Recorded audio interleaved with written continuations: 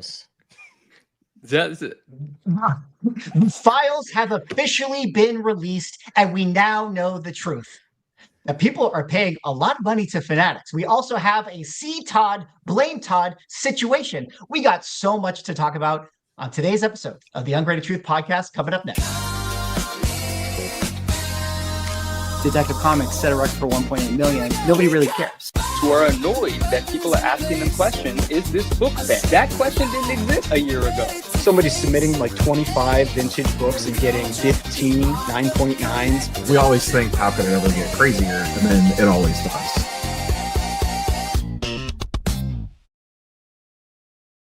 Ladies and gentlemen, welcome back to the #1 collectible show in the universe.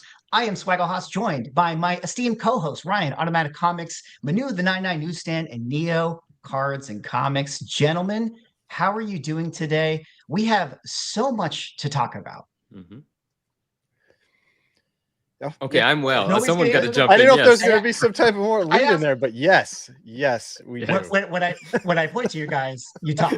Yes, that's I don't know. Like I said, I just woke up like a half hour ago, so I always we're- expect Ryan to talk first, and then me and Neo just kind of figure it out. Maybe Depending on. that should be our thing. Whoever's in the top right corner goes Yeah. I was first. trying to blame me. Yeah. Trying to Yeah. blame Swag. me. But yeah, That's the new rule going forward. Top right corner gets first position.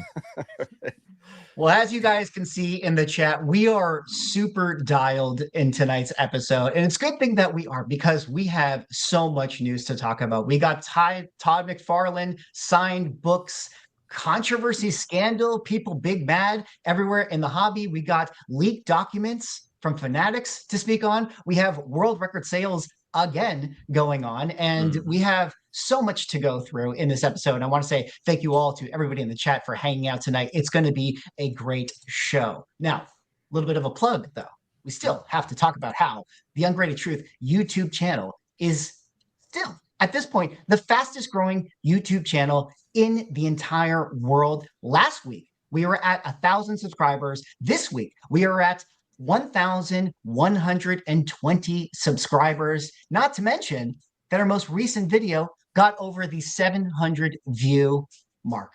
An amazing accomplishment. Guys, how do you feel about our YouTube channel right now? Just straight crushing it. Very. I proud. mean, I'm pretty sure that 100 subscribers in a week is like 1 billion %. So I mean, I don't know how anybody can compare with those types of numbers. I mean, you put One Piece on that thumbnail, so that's why I performed well. Very, very true. We might actually be a huge One Piece podcast, because everybody in that comment section said that we were brilliant minds when it came to us talking about One Piece cards and knowing exactly what we're talking about. I think one of the reasons why we have now 9 5-star reviews on our Spotify channel. You know, last week we were at 6 5-star reviews. Now we're at 9. That's an increase of 50%. Imagine this, viewer watching the show right now. Imagine that you could hop over to the link in the description, go to our Spotify page, and you could be the 10th 5-star rating. I mean, you may want to do that before you have to become the 11th. You could even do it right now. We'd be okay with it. You could totally do it right now. But with that all out of the way, thank you all for hanging out. And again, give the stream a like. We are co-streaming on the Swaggle House YouTube channel. We're co-streaming on the Ungraded Truth channel, Neo's YouTube channel, as well as his Twitter account, and Ryan's channel as well. And if you guys are watching in any of the various streams that we have going on, you know, we're all kind of collabed here. Everyone's links are in the description. Go give these people a subscribe. You know, if you don't follow one of the people on this panel, definitely go give them a follow, because these guys are great content creators, and it's always a pleasure to be able to share the screen with them every other Saturday. All right. With that being said, guys, we got to jump into our first story. We must not delay anymore. The Todd McFarlane signed books have been coming back into comic book collectors' hands, and we have so many fallouts that have become a storyline within the signature series. First and foremost, we have this one right here, which was a signed page by Todd McFarlane that went viral in the community. This is from ASM 299, and this is the first appearance of Venom. It is notably the first panel in which we see Venom. A lot of people have sometimes referred to this book as a cameo appearance of Venom because he only appears on this last page. A lot of people cite ASM 300 as being the first full appearance of Venom, but some user submitted their page to be signed. And as you can see right there on the bottom, he got Todd McFarlane to sign first Venom appearance. And this caused an uproar in the community. A lot of people were really happy about it. Some people were still kind of calling out 300 as being the better book. A lot of people were saying that 299 has always been the first appearance, and this is always what the market should be buying. I myself said that I think that the page is cooler than owning the comic book. And I thought that this was a super interesting story. And I guess I'll kick it over to you guys. How did you guys feel about this? And are pages the future? Because I think that not only is this an interesting first appearance debate, I think that this is an interesting collectible debate, as imagine the possibilities of what you can continue to get signed in the future when it comes to pages. So I'll say that to me, this wasn't a big surprise at first, because like McFarlane is known to have said, like he's consistently said 299 is the first appearance of Venom, but it's just like 180. It's like people always like, a lot of people like to say that, oh, it's because there's money invested in this book or that book or whatever, and that's why the price is changed. It's like people buy what they want to buy, what they like, and the cover for 299 just kind of sucks. And so like that's, I mean, I think that's one of the big reasons why 299 isn't the book. Like if 299 had that as the cover or had the cover for 300 as the cover, it would probably be the book, but it doesn't. You know, it's got the cover that looks almost identical to 298. And so it's just not a great looking cover. And so, but that's why, like, I wouldn't be surprised at all if this page signed goes for more than a 9.8 of 299 unsigned, maybe even signed. I mean, that really wouldn't surprise me. Now you got to be careful. Like I say, you got to be careful that like this could cause an influx of signings, you know, the next time, like 3 years from now. But I'm not always a huge fan of people tearing out pages to get them signed. But for usually my concern there tends to be more with like older books. Like I never like that, you know, like Amazing Fantasy 15, a lot of times, like if you piece out Amazing Fantasy 15 by page, like for a really low grade copy, it's actually worth more pieced out by page than it is combined. And I don't like that because then it has people tearing books apart to get the maximum value. Whereas like this is such a common book, not a big deal really. If somebody wants to take out a page to get a kind of like a cool sign thing like that. Yes. No, but I want to add more to that. Like I understand where Ryan's coming from, and I can appreciate those perspectives. And then I think I want to add, you know, kind of a perspective from someone that really digs this. Like I think Ryan's taking a very logical approach to it, and maybe he doesn't have like an emotional, like sort of passionate approach to this particular thing, and I can dig that. But man, we freaking love this thing. Like I got mine. Right, but this was gifted to me by a friend. Why do you love it so much? Because look at the image. Because look at the image, right? So like so now speaking from the perspective of people that love Todd and love Venom, this is iconic. This is one of the greatest Venom images of all time. And like this conversation, I don't want to get too much into the conversation about first appearance, first cameo. Look, I apply logic to that portion of it, and then I apply emotion to the other portion of it. The fact is, this book came out before ASM 300, and you can see Venom. Appearance means you see Venom, right? So whether you want to call it a cameo, I really don't give a shit. Like it's Venom and it came out before 300. There's significance there. And it's one of the greatest images. This image is reused on different covers. There's like the McFarlane sketch cover that's super sought after because it's just white with this on it.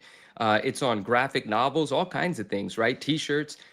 It's just one of the best. Like we have always loved this Venom image. And so it standalone, it just makes a really cool item. And I understand the argument of, you know, there could be a lot of these, but there can also be a big market to absorb these. The same way there's a big market to absorb ASM 300s. There's a buttload of those. There's 20 some odd, 30 some odd thousand graded, 5,000 9/8. I'm pulling these numbers out of my butt right now. But the point is, there's a lot and they still sell for thousands of dollars. You know, they can be absorbed. So a page this cool, visually this appealing, this iconic, emotionally this well connected with 90s Todd McFarlane and Venom fans, it doesn't matter if there's 100 or 200 of these, there's thousands of people that would want it. Now, what does that mean the value should be? I don't know. But for this gentleman, I forget his name. Is it here? Is his name? I think he's in the I think he's in the chat. Is he in the chat? What's up, my Yeah. man? Shout your name out. Shout your Instagram handle out. This was so great that he did this. I'm going to go on for a bit about this. I love this thing.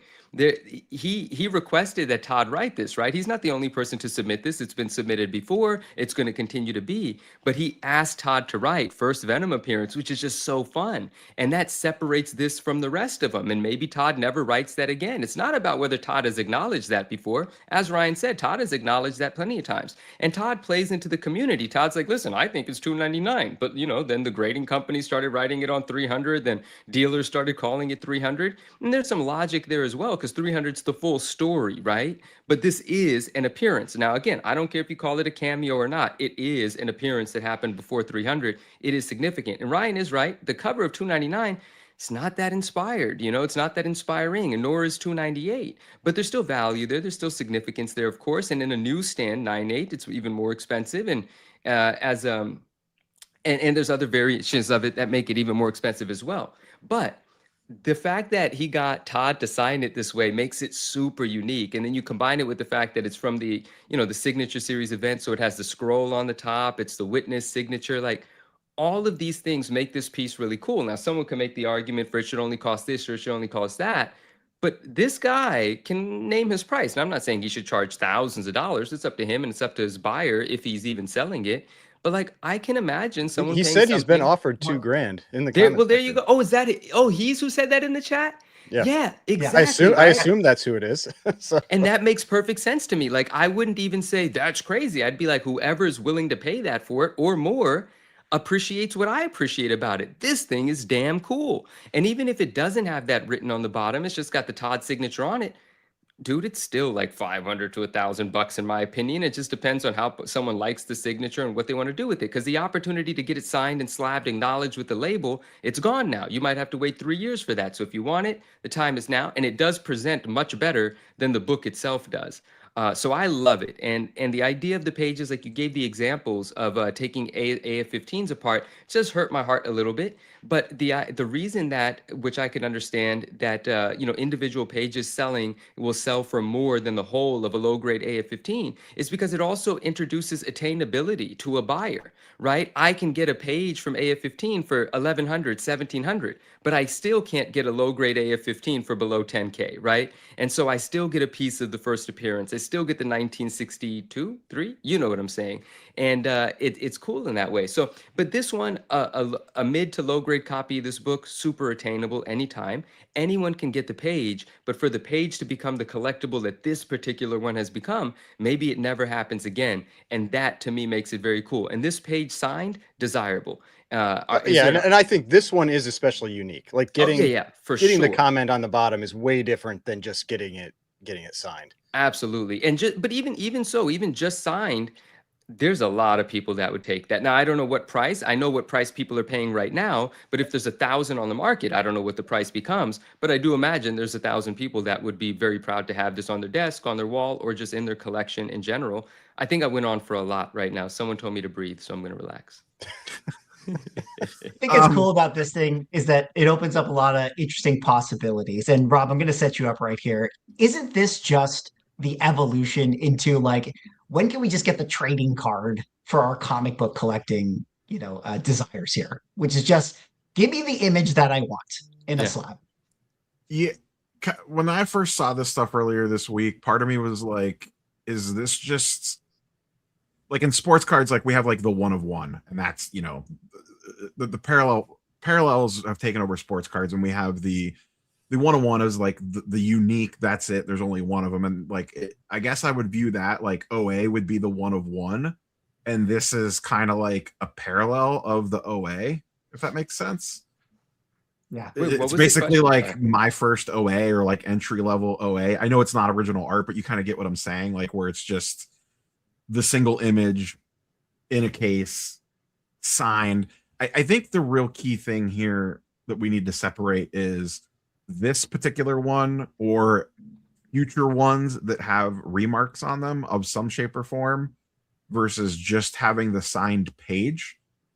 You know, remove the remark from the bottom, because I think the just signed page, like the cat's out of the bag now, and people are just going to do this going forward. So Todd specifically, you probably have a limited window here. Like the next time he does a signing event or a con, people are going to flood these things because that's just what they do.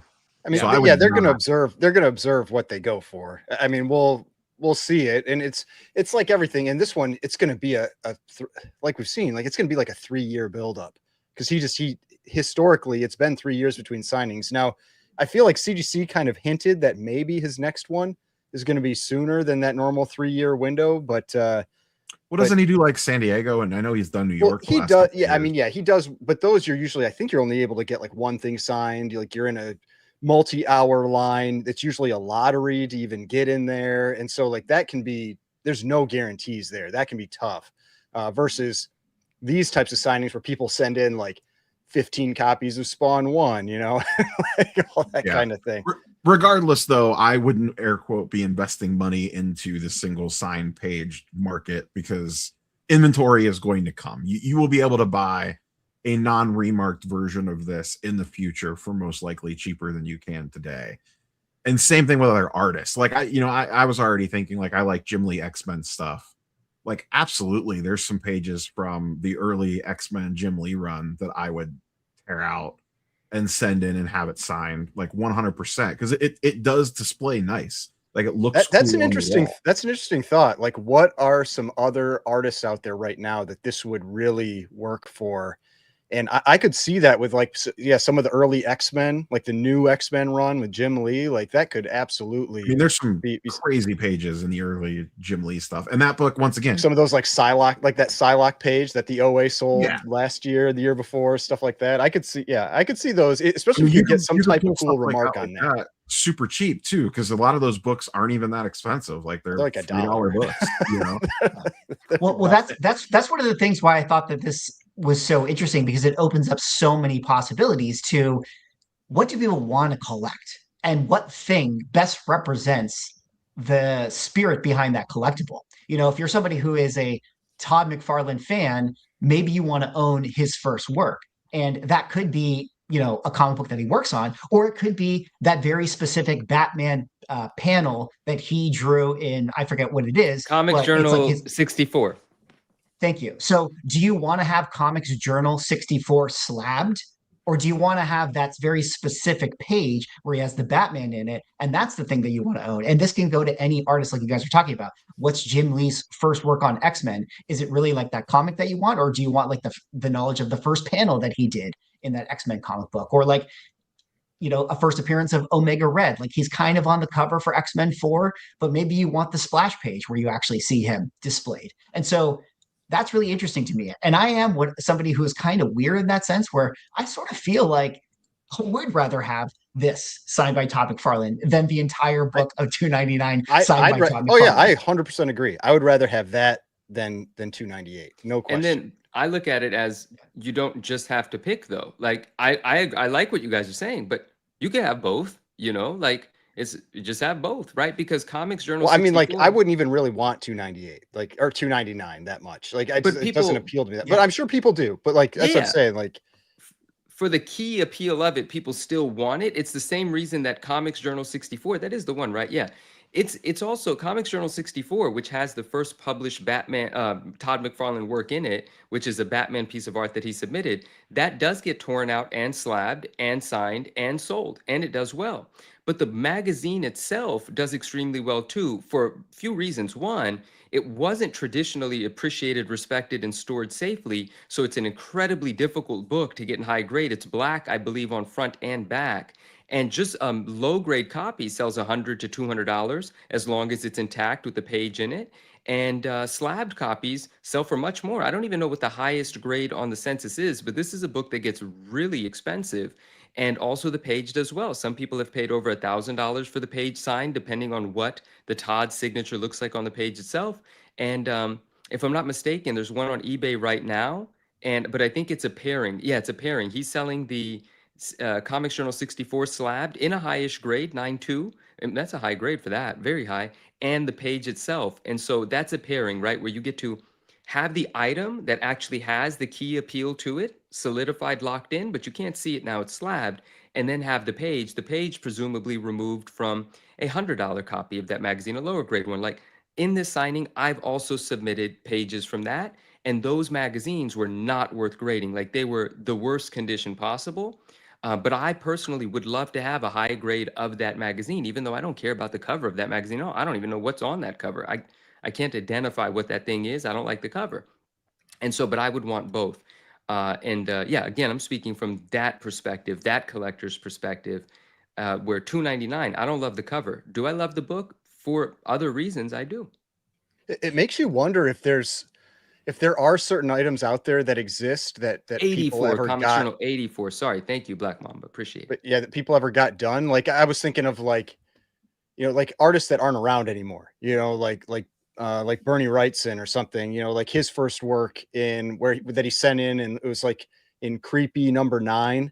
Like if Mm. somebody has a page that he signed of that or anything, something like that, that somebody could get graded and put in, with a gold label and whatever, something like that. And this signature authenticated, like you just wonder what type of stuff maybe is out there that we don't really know about, that just could become really cool items like that. Yeah. Well, very interesting. We'll have to keep our eye on the page market. Neo, do you have one more thing to add right there? I was just gonna say, I think Ryan mentioned earlier about like what could potentially be next. You could kind of work down the list. I think you could almost go like from the early '90s on, of like every character that had a key first appearance splash page. Liefeld. Like just yeah, just think Spider-Man alone. Like someone in their collection might want this page paired with, like the first Carnage page, with the first Null page, with the first, go down the list of, whatever. If there's an iconic image or splash page for any hero or villain's first appearance, if the artist is, relatively attainable, a Bagley Carnage page, or, there's tons of ways you could go with it. I wanna just there's a friend in the chat, and I would love if you guys have opinions on this too, and perhaps you do. And his name is Merc Mutant. He's in the chat. What's up? And he and I know each other, and he usually has, and I hope he doesn't mind me saying this, he usually has kind of like these is zinger like a punch in the gut sort of statements to make, right? Like if he has an opinion about something, he usually just throws it at you, and it's kind of like you could take it the wrong way sort of thing. But he knows that about his opinions and stuff. But we've had plenty of conversations. But he says this image is a Marvel card PMG. If you just want the image, why not just buy the card? And like, so I have like sarcastic answers. And part of the answer to that is because the card came out like yesterday, and the card's like this small. Like this is the actual thing from 1988, right? Like this is the actual thing, right? So like that's the difference, because we can own this image in other ways. Like I said, they released the McFarlane sketch variant in like the year 2000 and something that sports this. And it's a dope looking book. And a lot of us do own that, and it does have value. So there are other ways to own this image in valuable form as well. But I think to answer the question about why not just buy the PMG if you just want the image, I think it's a little bit more than just the image, but the image is obviously cool. So we do want the card as well, if you like collecting cards. But this is the actual thing from then. And so that's one of the key differences. And I don't know if you guys even care to have an opinion on that, but I wanted to address that because he and I, we talk about these things. Yeah. I would just add, yeah, this is the original. However, people like to collect within their own verticals. And I just think comic collectors like comics, and not all of them like trading cards. So to answer the question, why wouldn't you just get the trading cards? Because this is the comic book. And that's the thing that certain people like to collect. But I wanted to talk a little bit about some of the other stuff going on with Todd. Now, this obviously was an interesting conversation. I'm sure that the page collecting hobby might continue to burgeon after this, and it'll be interesting to see where it goes. But for the most part, this is sort of a fun kind of bit of drama debating about $2.99 and $300.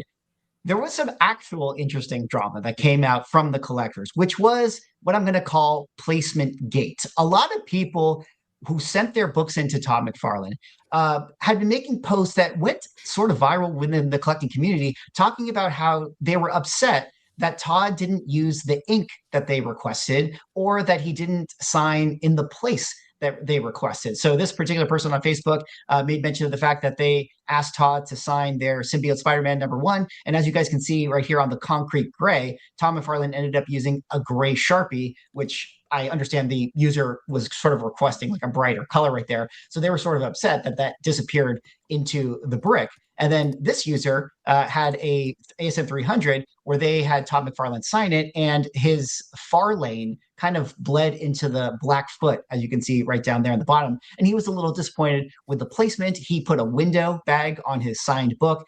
Todd didn't quite sign it where the window was, meaning he kind of like purposely signed around it.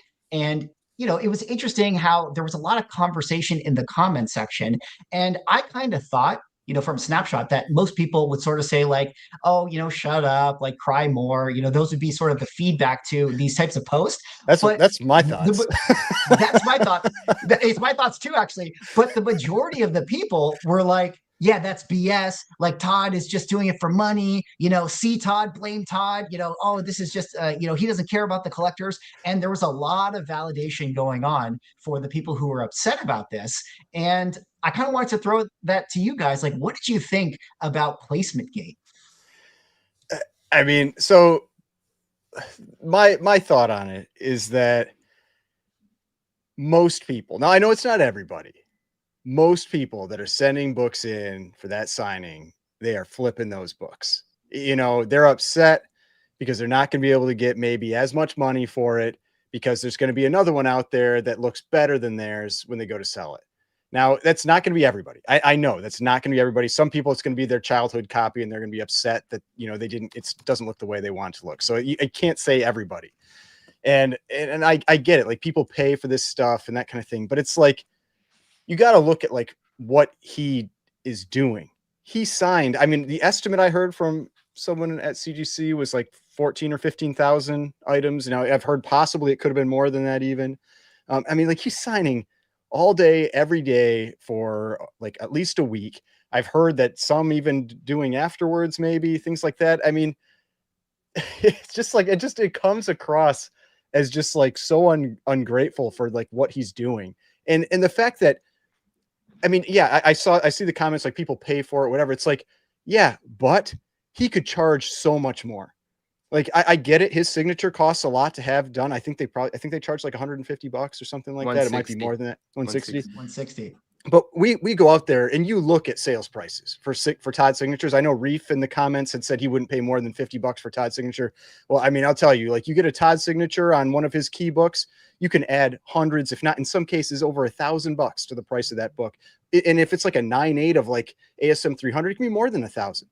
I mean, he knows what people are making off of his books. Or off his signatures. He's not stupid. And so like, maybe like if I was him and I saw that many people complaining about me doing that, I would start being like, all right, I'll sign less stuff now and it's gonna be $500 a pop.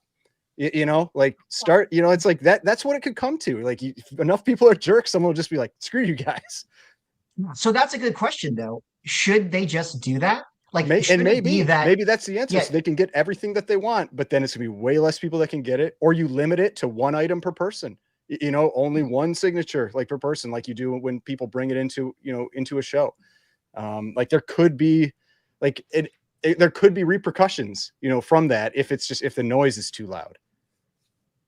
What do you guys think about that as far as a trade-off? Like, should people be upset about this, or should CGC have managed expectations, or should Todd, just be sitting there and making sure that everyone gets every single color that they want?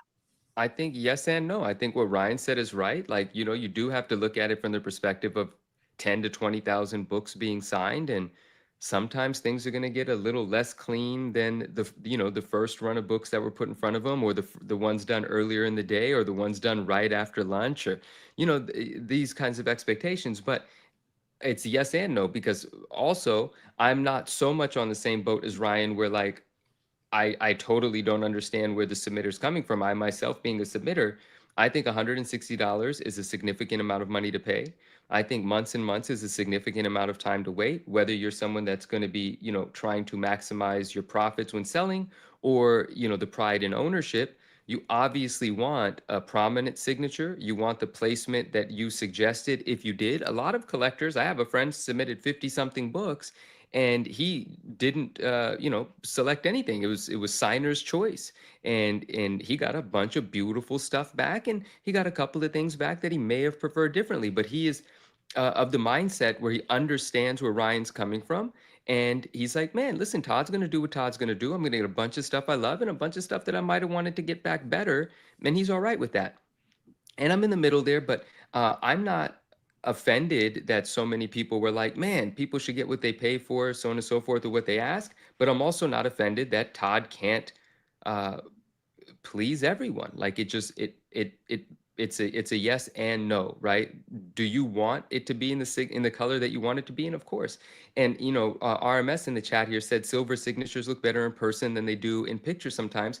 And that's true, because the silver sometimes just doesn't show up, and you can move it around or put it in a different light where it becomes more prominent. But if you can't see your signature, that does kind of suck, man. And I can't blame someone for not being happy after spending $160 and waiting 3 months to not be able to see their signature. I'll say, like, and I get that, but like, I still feel like a lot of the time when people are like, oh, I'm unhappy, I guess I'm gonna sell it, and it's like, you were gonna sell that anyway.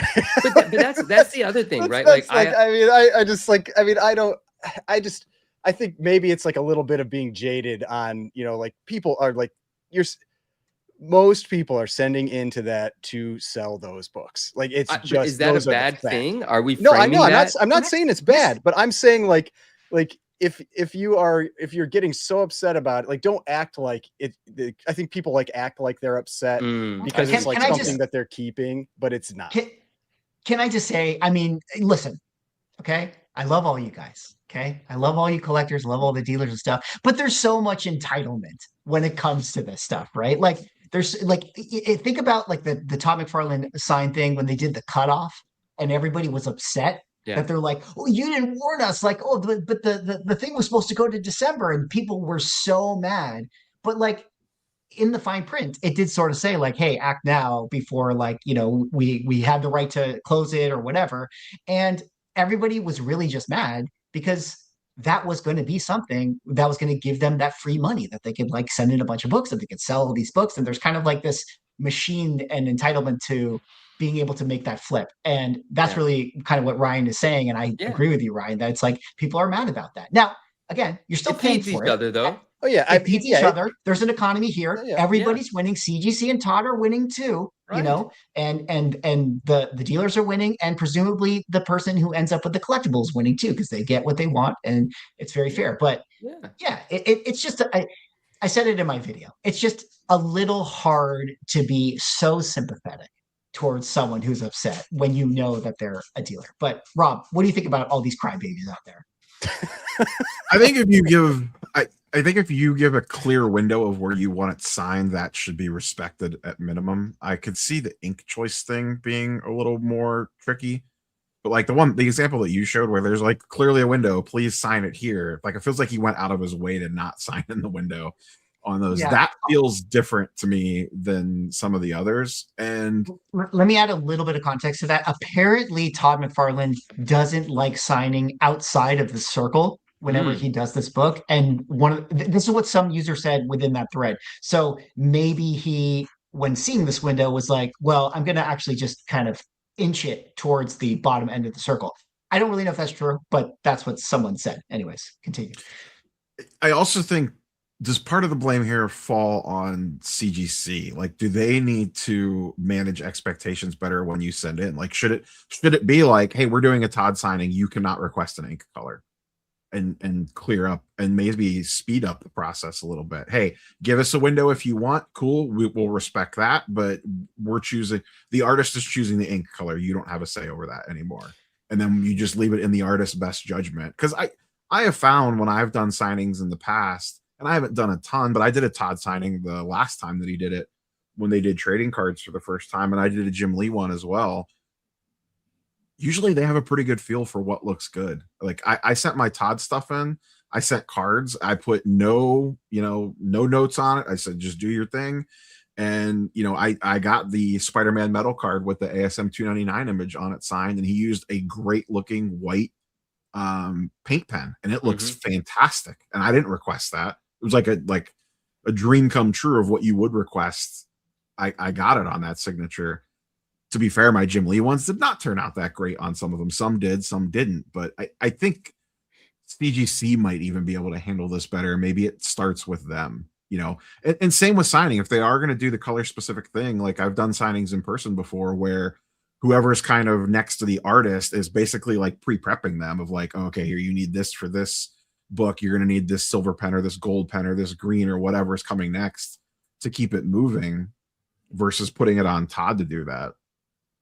Yeah, and I'll say like one of the like, and we talked about this some in the chat. Like one of the ones that I definitely agreed with the person's complaint was when they said they had sent in like a 300, a 316, and maybe one other book, and all of them got signed in like the light baby blue pen. And I'm like, that's such a unique color. And he did not request that. He had requested like white or something. And so like, that's such a unique color. Like I would say like, you should not use a unique color like that if the person doesn't ask for it. Cause like that is something where if you don't like that, like that's really going to take away from that item for you. Unfortunately, it takes away from the item for you. And if you don't like it and you're like, I'm just going to dump it now, it also makes it difficult to sell Yeah, it. it definitely limits your buyer pool as well for something like that. Yeah. I mean, there are sometimes like, I think some of those unique colors look great, but yeah, like if you don't ask for something like that, I can really understand and a complaint with. And I will say, I only submitted a limited number of things and I've only gotten a few of them back. And the things that I have gotten back, I did submit with windowed situation and with an ink desire, a color that I would like, and I did get what I wanted, and I'm quite happy as a result. And I do not submit to signings often, and every time I do with direction, and I have always gotten what I had requested. So I've never been on the side of being surprised with something that like sucks, but I have been on the side of being on eBay and saying, I'm definitely not buying that one, like, so I've seen it from that perspective, but I haven't felt what it feels like to be the submitter. And I still have books that haven't come back and I haven't seen the scans from them yet. So we'll see, but knock on wood, hopefully it's all good. But yeah, if I get it. Yeah. But I agree with everything you guys are saying. I mean, think how frustrating that would be too, though, of you have folks out there that are seeing everyone get their books back. And it's like, oh, great. He signed it exactly in the window. He signed it in exactly the color that I wanted. And then someone else gets their submission back and it's in the opposite color and not where they wanted it signed. Yeah. I mean, that's the other thing to kind of look at with complaints. Event. Right. But that's one of the things to look at with complaints. People are probably at least 100 times more likely to complain about something they don't like than praise something they do. Right. And I mean, I've seen plenty of signings that of the posts people have done that are fantastic. Yeah. So, I mean, it probably gives you a skewed view of the complaints, but yeah, you still, they're still out there. Swag, Go ahead. On this, this is not about the signature. Todd did his thing, but of two of the things that I got back, which are the same things and their pages and they're signed and they were signed where I wanted them to be in the color. One is encapsulated flat and one is encapsulated like this.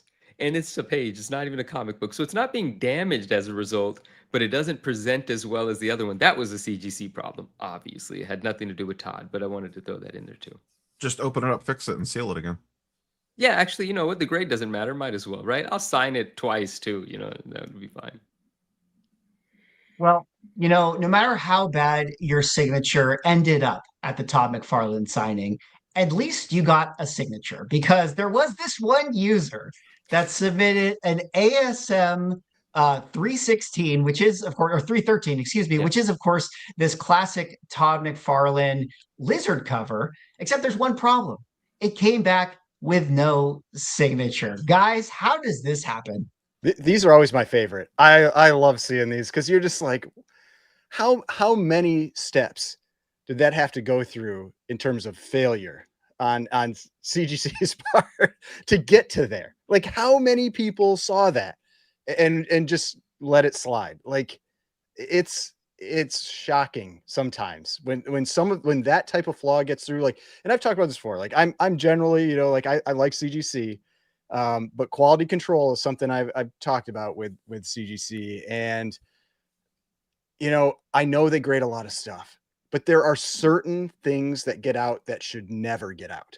Like there's certain quality control issues, like maybe a scratch slab or scuff slab, stuff like that. It's like, okay, but like this, things like this, or having like the wrong label with the book, like that kind of thing, like just should never, ever be out there. Now, granted, because people love to collect those types of errors, that could be worth more than the if it had gotten the signature. Now, it is a 9.8 newsstand. Like, I bet having the SIG on there would make it, a pretty, unique piece, or relatively unique piece. Relatively, yeah.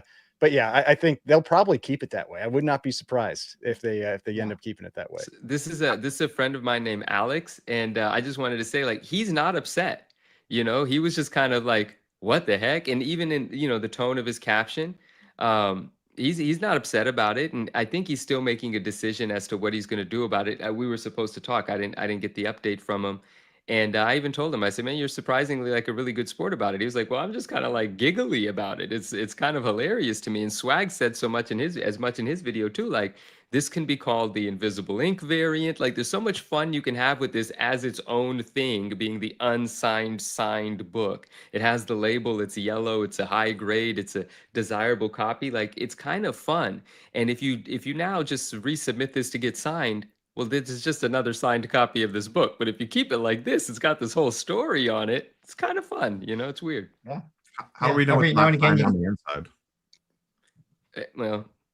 Well, in theory, it could be signed on the inside. It doesn't say that in the grader notes. And I think it's just a pretty reasonable assumption that there's no way that Todd would have just opened up the book and signed it on the inside. I don't Right. know if there's ever a case where an in-person, or where like an in-person signing like that they take the book out of the window bag. Like, for what reason? Maybe he signed 47 pages right before this and was just in the groove on signing pages and was like, all right, another page. That's hilarious, bro. It's like, prove us wrong.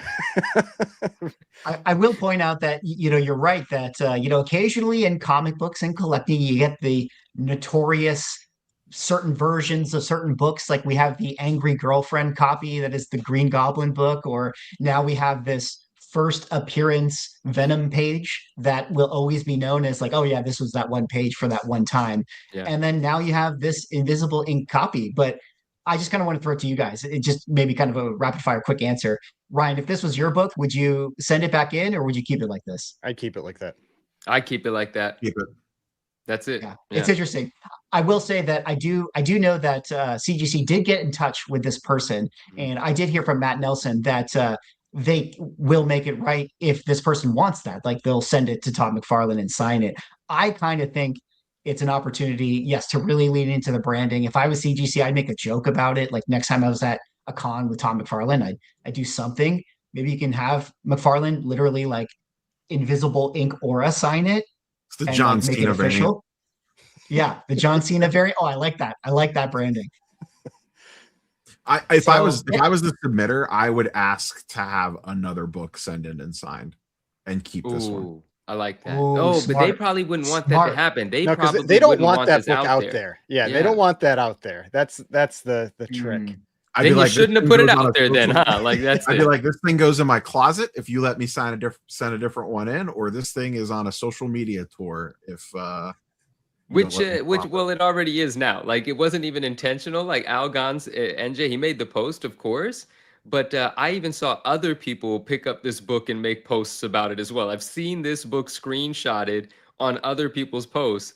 They don't even know the origin of the book, so it's already made its rounds, and it's just a couple days. I think this is the John Cena variant.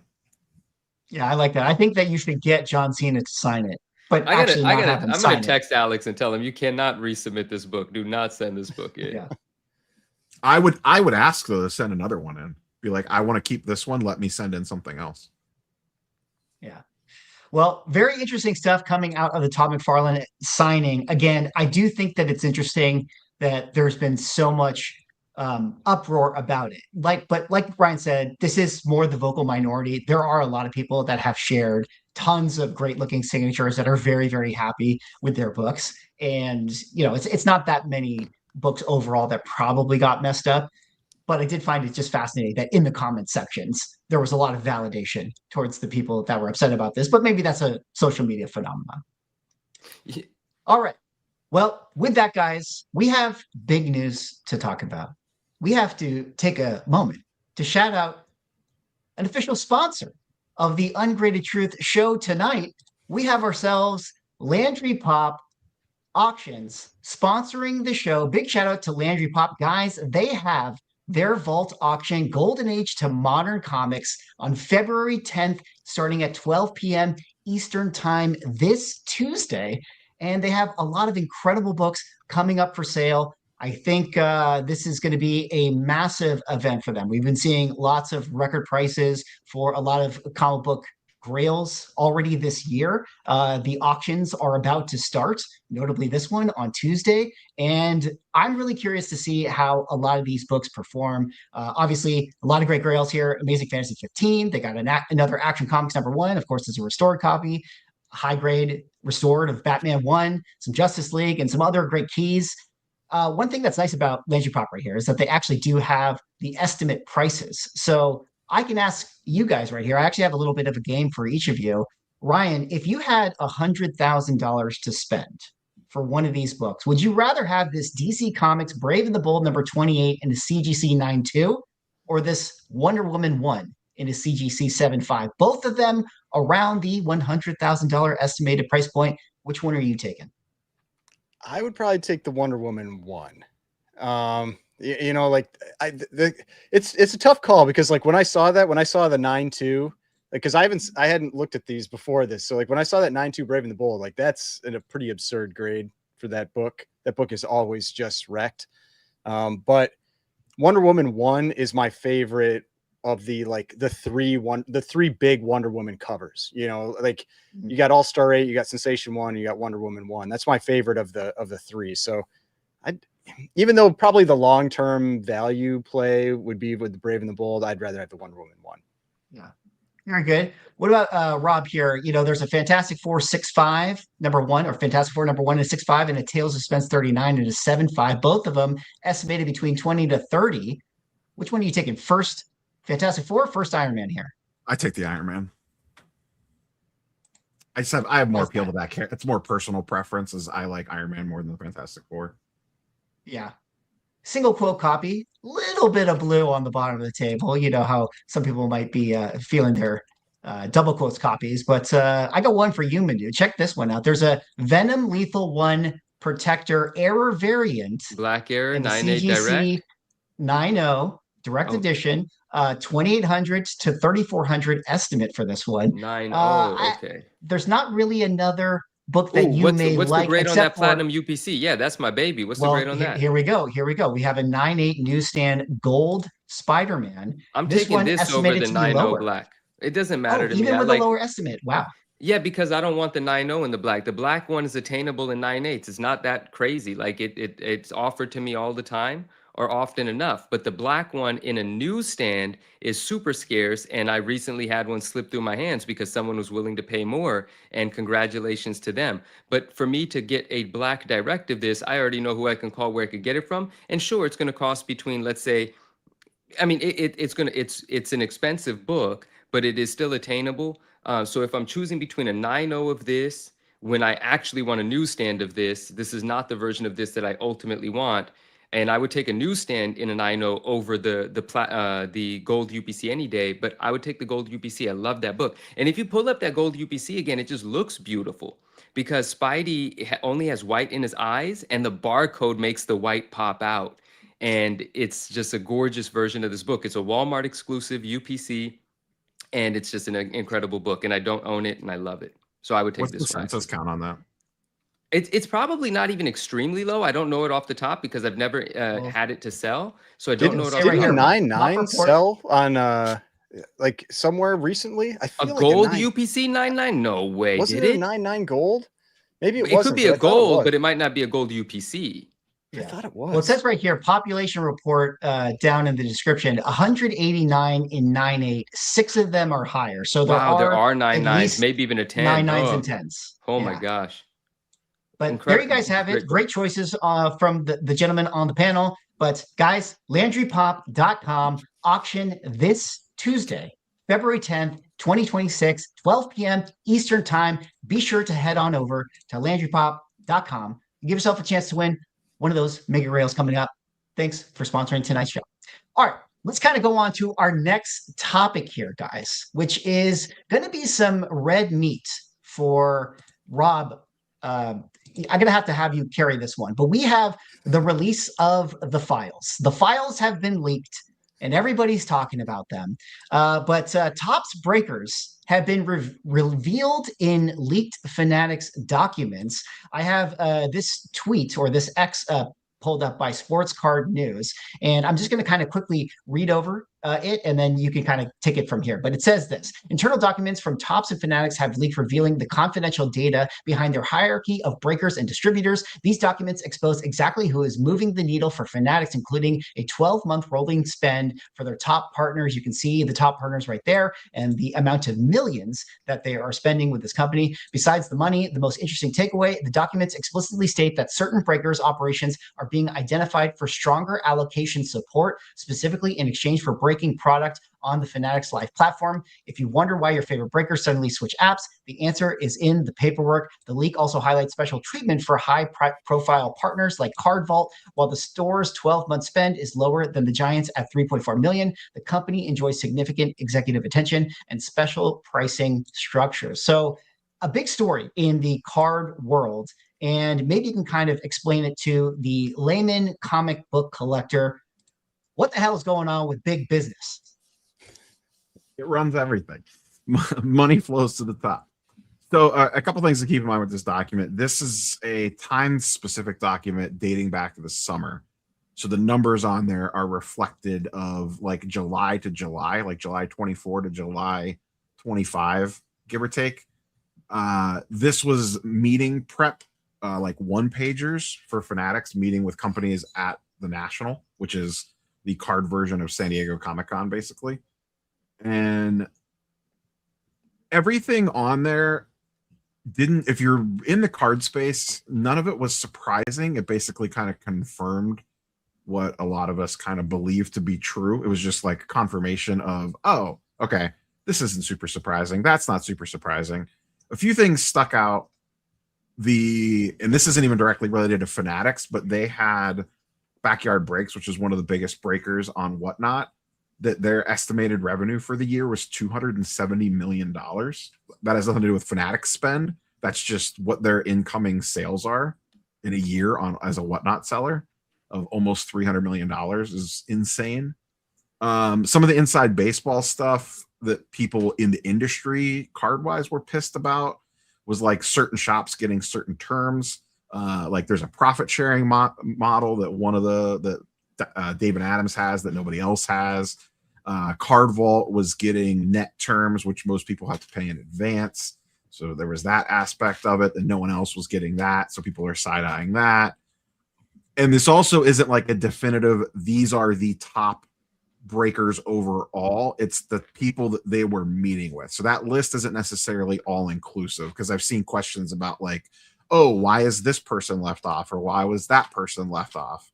The key thing to keep in mind is that was people that they were meeting with at the National. So just because someone's not on that list, it just might mean that they didn't have a meeting slot at the National, or they didn't need to meet with them there. But yeah, tons of money in the sports card space, and it's shows how if you want to play ball with Fanatics, you have to be all in. They want you at Fanatics Fest, which is their version of a sports Comic-Con at the Javits Center, where New York Comic-Con's held. They want you participating in their global events like Topps Rip Night and Trade Nights. They want you selling on Fanatics Live, not Whatnot, unless you're so powerful that you could tell them to basically kiss my ass like Backyard can, because they break on Whatnot, not Fanatics Live, because they have such a massive following, they can do whatever they want. But it really kind of lays out how Fanatics want you to play ball under their terms. And if you don't, they're going to rig the system against you, for lack of a better term. I find this story really interesting, especially as it relates to another story that came out sort of recently. I'm not going to go too deep into this, but Michael Burry, who famously was the guy that bet against the housing market, he was played by Christian Bateman. No, who's Batman? Christian Bale. Christian Bale. He was played by Christian Bale. I don't know. I forgot. He was played. Christian Bale's not my Batman. He was played by Christian Bale in the Big Short film, but he recently came out with a article talking about how he actually believes in GameStop.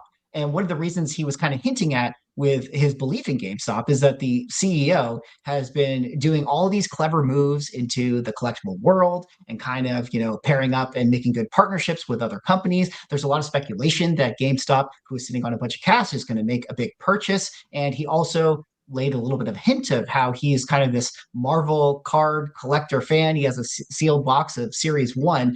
And I think he was kind of just implying that one of the reasons that he actually likes this stock is because of the fact that there's kind of this monopolization and a lot of merging going on in the collectible hobby. The collectible, and I should say hobby lightly, because it's really this collectible industry that is sort of becoming bigger and bigger and bigger. And a lot of these companies are making more interesting partnerships. And it's kind of like what you're talking about, Rob, where these companies that grow want to keep more and more of the people that are in it within this kind of closed loop and this ecosystem. So it's like, how do we get the people not just buying our cards, but how do we also get them to grade with us? And then how do we also get them to go to our events? And then how do we also get them to attend our, live streams? And you got to get people all up in the ecosystem and suck out all of the excess industry that already exists. And I just think it's really an interesting topic. And I think that you've been doing a great job, talking about how it's no longer really a hobby. It's much more of an industry.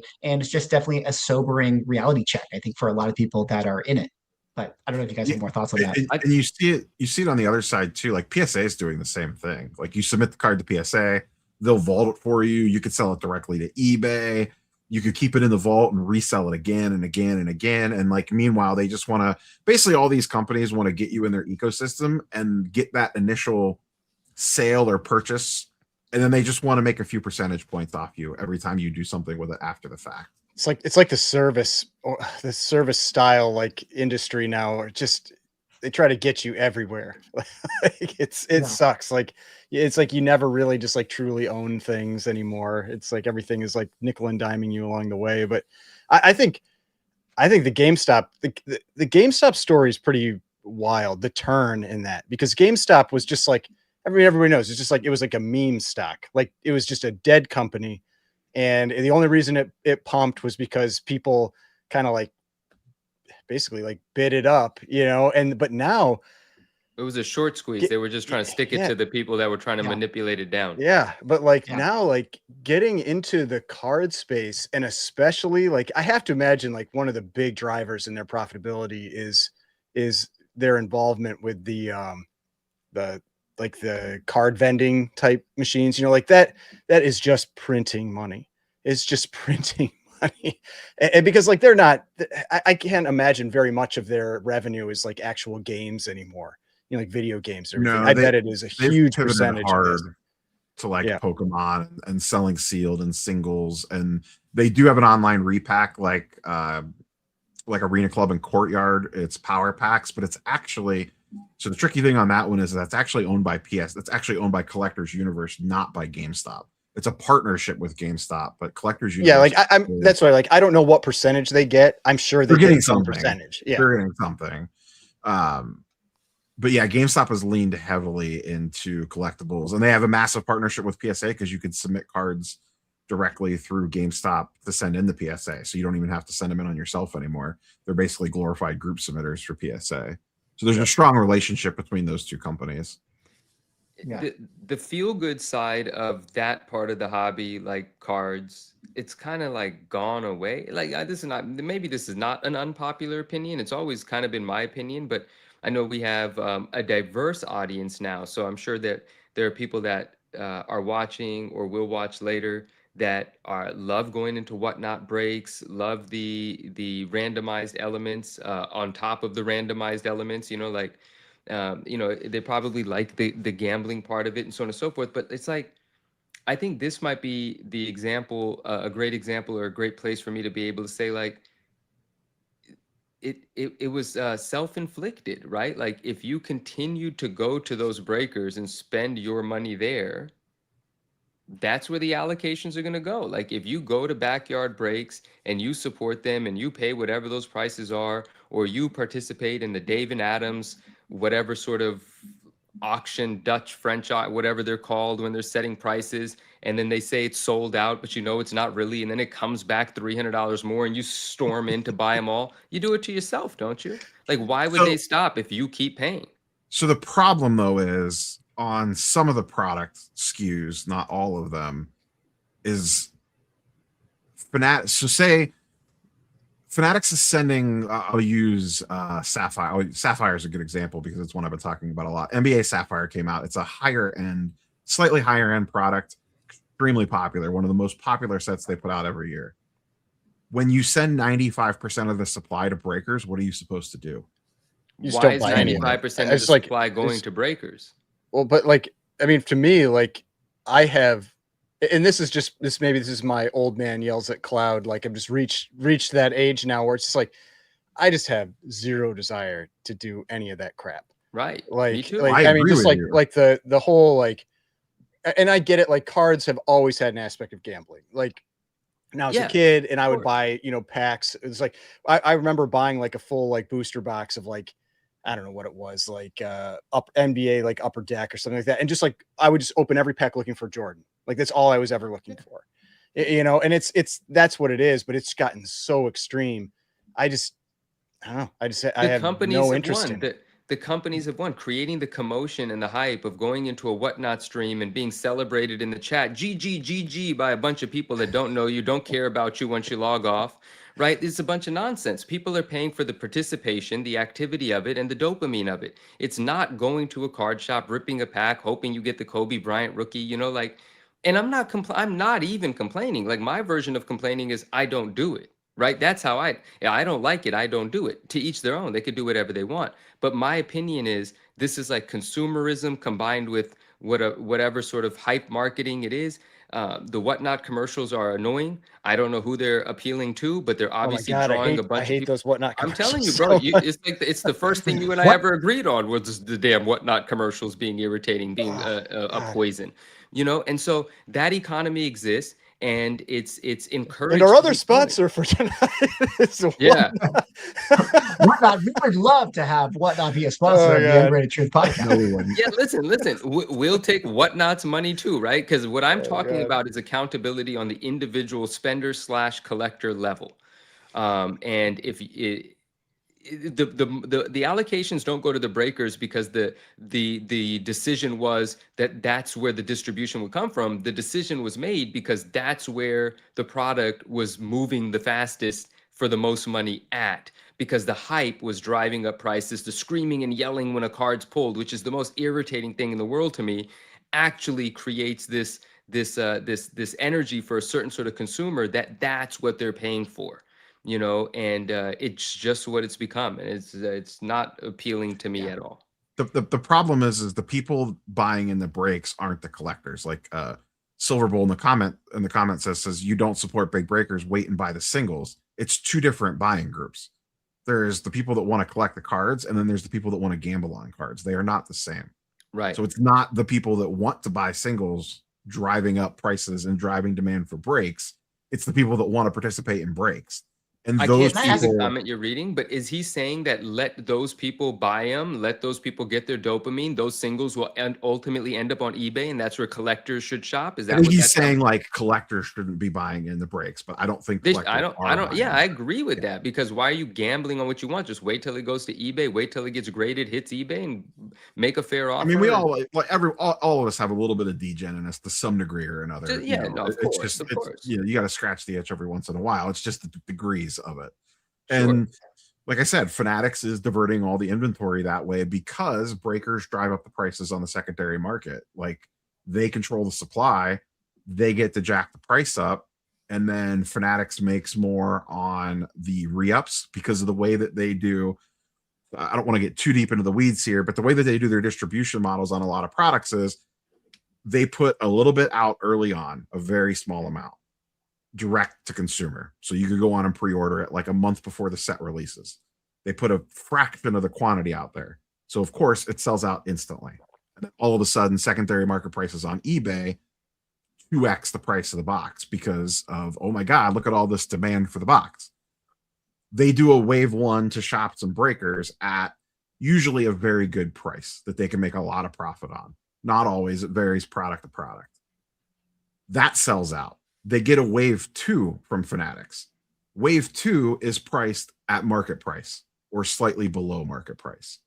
So they're essentially drip feeding supply out early on to drive up the secondary market price. So when they go to all the shops and breakers for the re-up, they could be like, hey, cool, that $800 box is now $1,600. You want wave two, $1,500 a box, fork it over.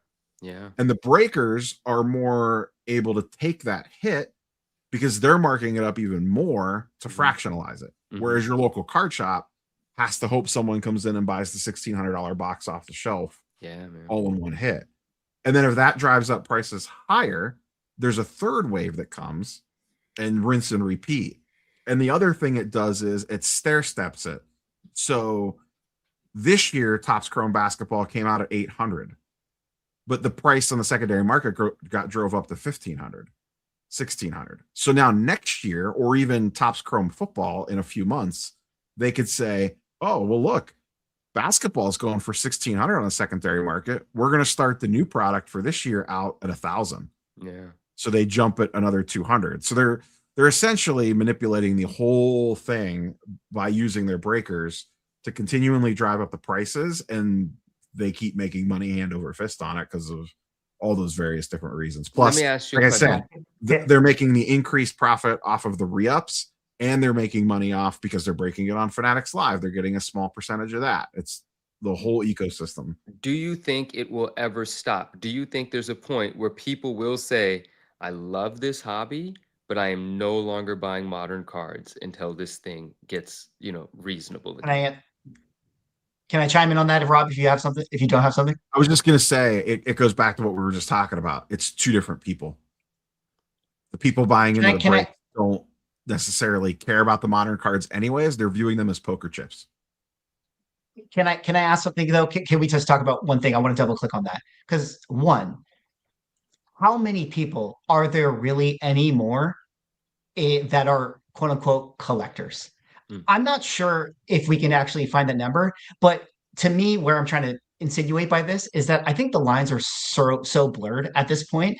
And one of the things I think is important to just point out is just the fact that social media exists. So even if you're not somebody who is in these breaker rooms, you are constantly getting fed like content that's coming out of the breaker ecosystem. So you're getting the people that are getting the hits and the chases and the this and then I what's up guys, I flipped this card for $2,000. It's just constantly bam bam bam in your face. So even if you're just a collector, you're still feeling this culture, this energy, and we're human. Nobody's immune to this, and that's like, I going to remember affect how you. when you were sending us that thing where you're like, I keep getting yelled at. Exactly. That's what he's talking about. Exactly. I keep getting yelled at. I want to stay on this just for a second longer with Neo here when he said they're two different people, and the people in the buying into the breaks that are just purely gambling, looking at these as poker chips, they have to. And I'm trying to follow you here, and I want to see if we could get somewhere with this because I think that might be the end of where I can get with this. But they have to cash in the poker chips, right? So if they hit something that they feel is valuable, then they have to sell it, and there has to be a buyer that agrees that modern product, because it's stamped with a number, is worth whatever the gambling guy thought he hit. Is there a point where the gambling guy goes to cash in his poker chips, the buyer says, this is fucking stupid. I'm not paying you for this dumbass card that was printed yesterday at this price. Do we ever get to that point where that collector says, wow, I'm an idiot, and this is probably not worth that? Maybe, but keep in mind, a lot of the sports card market right now is propped up by repackers. So essentially, another gambler will be willing to buy it. Another casino will be willing to buy that poker chip off you to put in the play on their table. It's fantastic. What's important to point out too is like this is the perfect storm of cultural events like that goes beyond just collectibles. I mean, like we just live in a total degen world. It's K-shaped economy. If you're younger, you're trying to figure out how you could ever afford to buy a house. Well, shoot, might as well buy, some meme coin to go to the moon with this, or hey, might as well buy a Pokemon card, pack and try to, get the $1 million hit, and that's the mindset of a lot of people. And to them, like, if I have $10,000 and I lose it all, who cares? What's the difference? I couldn't have bought a house anyways. Like, that's how a lot of the younger generation thinks about this stuff. So I kind of just feel like it's the perfect storm. It's like the mindset, the culture, the collectible hobby blowing up like it is, and social media all put together with tools and apps and services that can, facilitate this stuff. And this is where we are. This is where we're at. Yeah, I mean, a card that gets hit in a break, I would love to know the life cycle of that card before it actually ends up to an end user, because it probably takes a long time.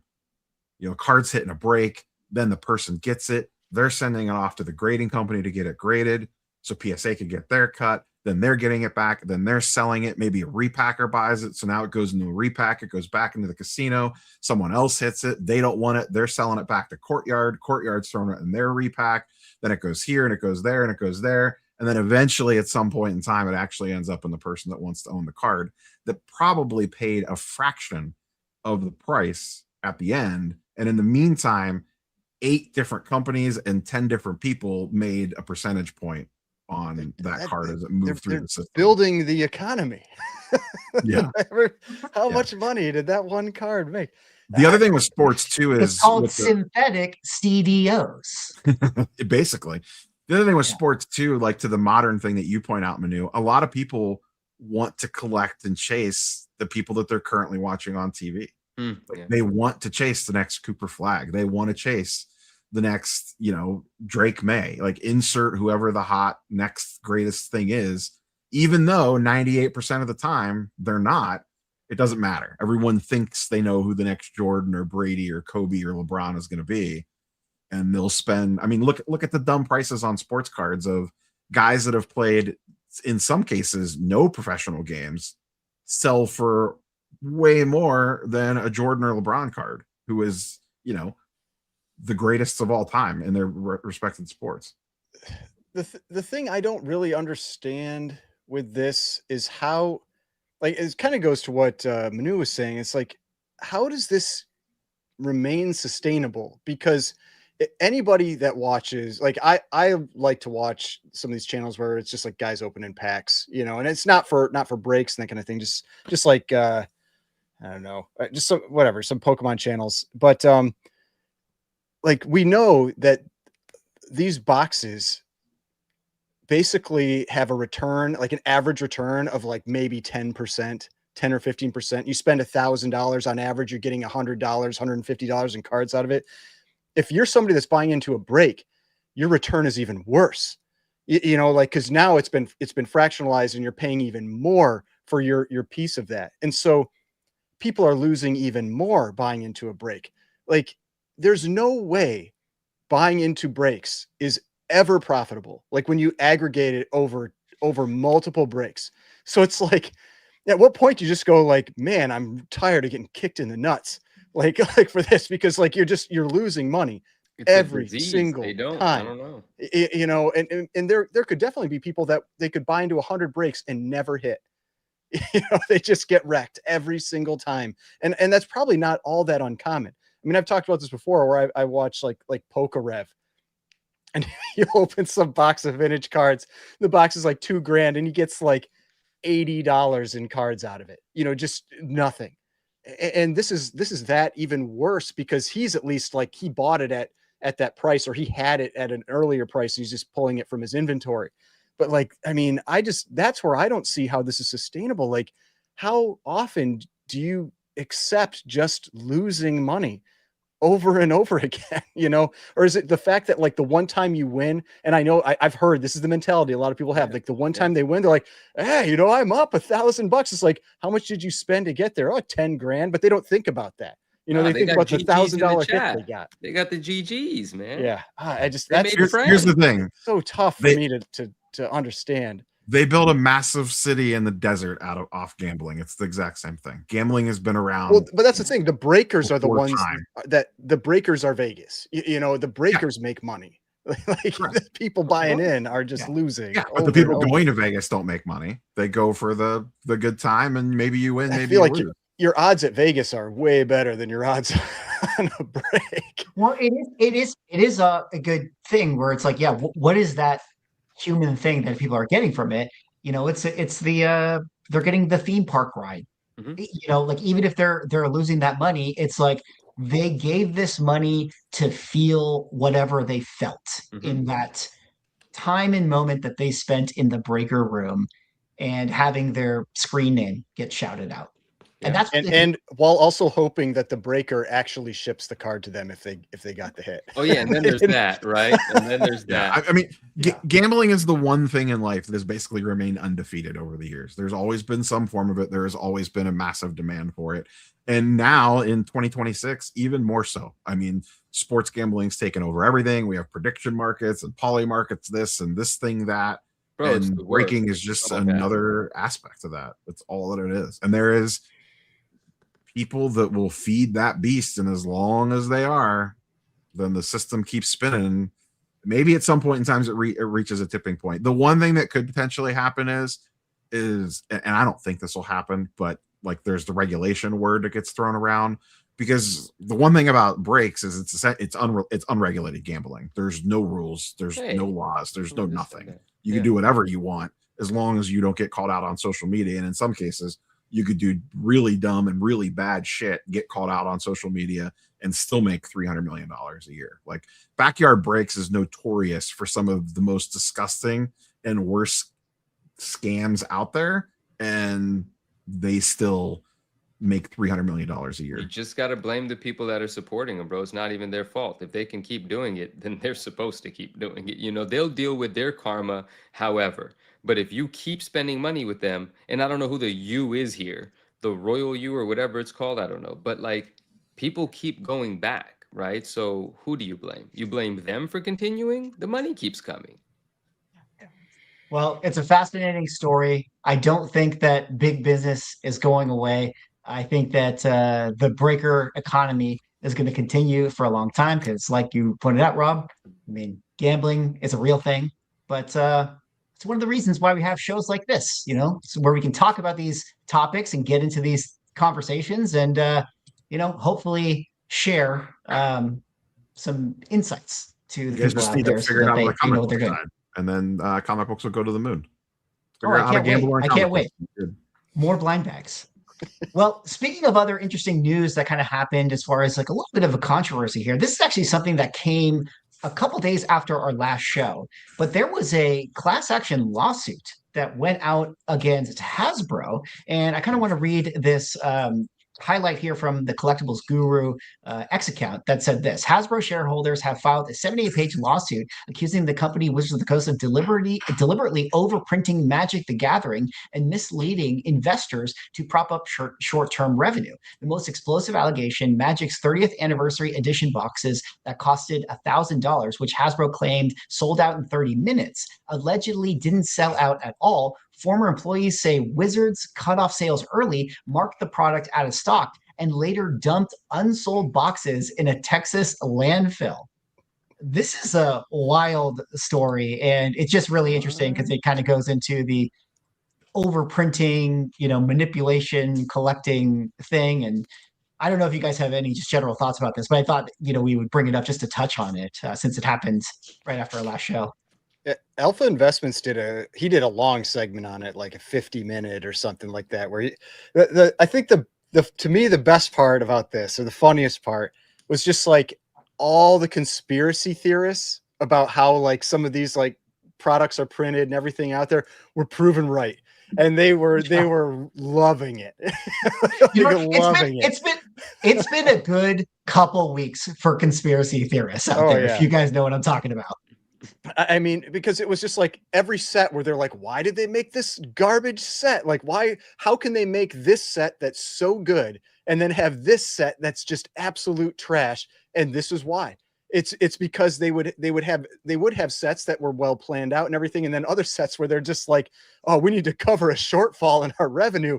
Like throw these, they had like a bunch of cards basically that were just prepped, and they'd throw them into these sets and then they'd put them out there super quick. And I mean, it was it's interesting. Like at first, my initial thought, and that's why I was glad I watched the Alpha Investments segment on it, because like my initial thought was like, yeah, you know, like who cares? Like that's what they can do. They can print these sets all they want. You know, they can get the money they want. That's their business. But it was more about them really like ruining their IP. Like just like, and because the people suing them were like retirement funds. You know, I think it was like a Florida, like some retirement investment fund in Florida for like, I don't remember who it was, like a teachers union or whatever, or firemen's union or something. And so it was like they're complaining that it basically is destroying their shareholder value. And so that I get, like I understand from that perspective, like how that can really that really has done that. But it's just interesting. Like I would recommend, like if people want a deep dive on it, like go and check out that video, because he goes through all that kind of stuff. But yeah, I thought it was so funny watching that, just like how like everything where people just like, there were specific sets that they had been calling out about, like why was these sets so bad, and they were like listed in these findings. You know, it's like it all makes sense now. And it's just all the vindication, you know, for the conspiracy theorists was pretty great. Yeah. Shout out to Alpha Investments. Did you guys have any thoughts on this, Rob or Manu? Just in this kind of overprinting madness?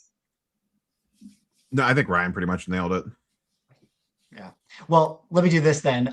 It is interesting because, you know, one of the sets that everybody was calling was a terrible Magic set recently had a little bit of interesting news for itself. But shout out to the Spider-Man sets, and shout out to the Instagram poster Ben Bateman MTG, who did a great little breakdown about the finals of Magic the Gathering, the competition. I'm just gonna have his video play in the background, but I'll talk about what he said. Basically, everybody had said that the Spider-Man Magic set was terrible. Everyone thought the cards were underpowered. People thought that the product wasn't very good, and the values of this thing have definitely been correcting a lot from where they were at the height of release. But as Ben explains in his video, this Superior Spider-Man card and this Spider Sense card and the Sandman card ended up being some of the most powerful stuff in this finals Magic tournament, which ended up resulting in that player who used the Spider-Man cards winning the tournament. And Manu, you mentioned on the last show talking about like, oh, is Marvel cards ever going to get a surge? And,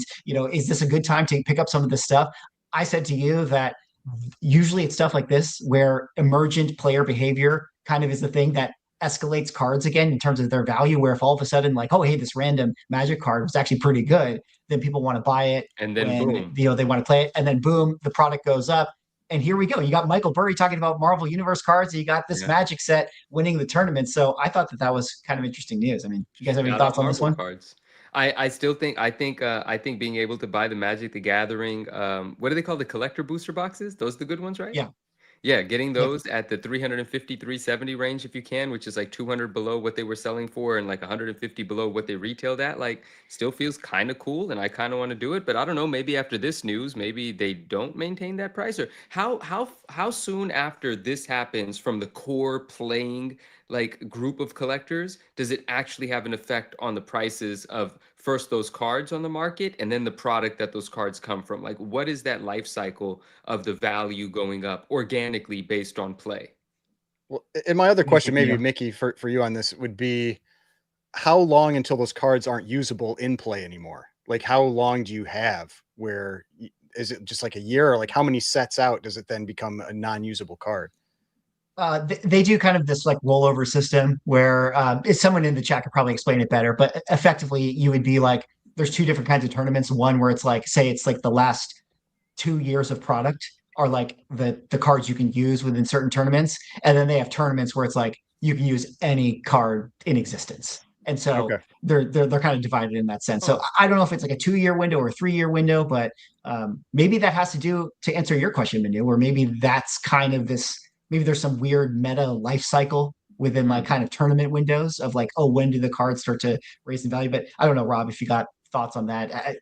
Maybe it's hard to chart that. One of the things to keep in mind too is with when it's the competitive side that makes a card pop off. Like when it comes to the collector booster boxes, keep in mind there's a base version of that card that you can get for much cheaper than the version that's coming out of the collector box.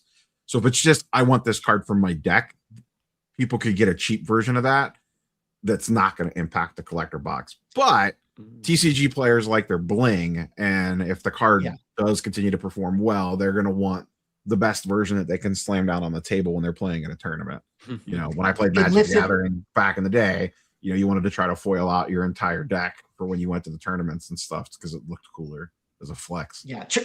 Translated to comic book collectors, it's like you can still just buy the cover A. The expensive card is the 1 in 100 variant Basically. cover. Yeah. But to your point, Rob, even if you could still buy the A card or the A cover, it's still just culturally it feels cooler now, and so there's just more people that are just generally interested to it. So it's kind of like a high tide lifts all boats. Can I buy the B cover and rip the cover off and send it in as the A cover and cheat the system? Neo, you know very well that you can peel the top off a TCG card and replace it with something else. Don't act like you don't.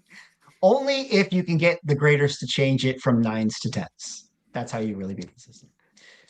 All right, let's kind of move on now to our next interesting story. Guys, they're giving out world record sales like candy these days. If you guys heard about this news, we had another massive $13 million sale, or I should say multi-million-dollar sale for 2 comic book grails, a Batman #1 and a CGC 9.4. This is the top of census version of this first appearance of the Joker. And we had a Superman #1 in a CGC 8.5 pedigree. Formerly, the highest graded version of this book was sold in a 2-pair through Semperfi Comics and Heritage, going as a private sale for $13 million. This came off of the heels of the $15 million Action 1 comic sale that went through Comic Connect, which also came off of the heels of the Superman 1 that was found and graded a 9.0 in the top of census that sold for $9 million. And guys, I mean, we are only 1 month into the year and we've had multiple million-dollar record sales for top of census Golden Age books. What were your thoughts on this one? I mean, I've generally felt that that Batman 1 sold like, what was it, 4 years ago or 5 years ago for like 2.2 million. And that always felt like just a low number for that book. And I think when they broke this down, they said that Batman 1 in this case sold for 6 million, which honestly still feels low.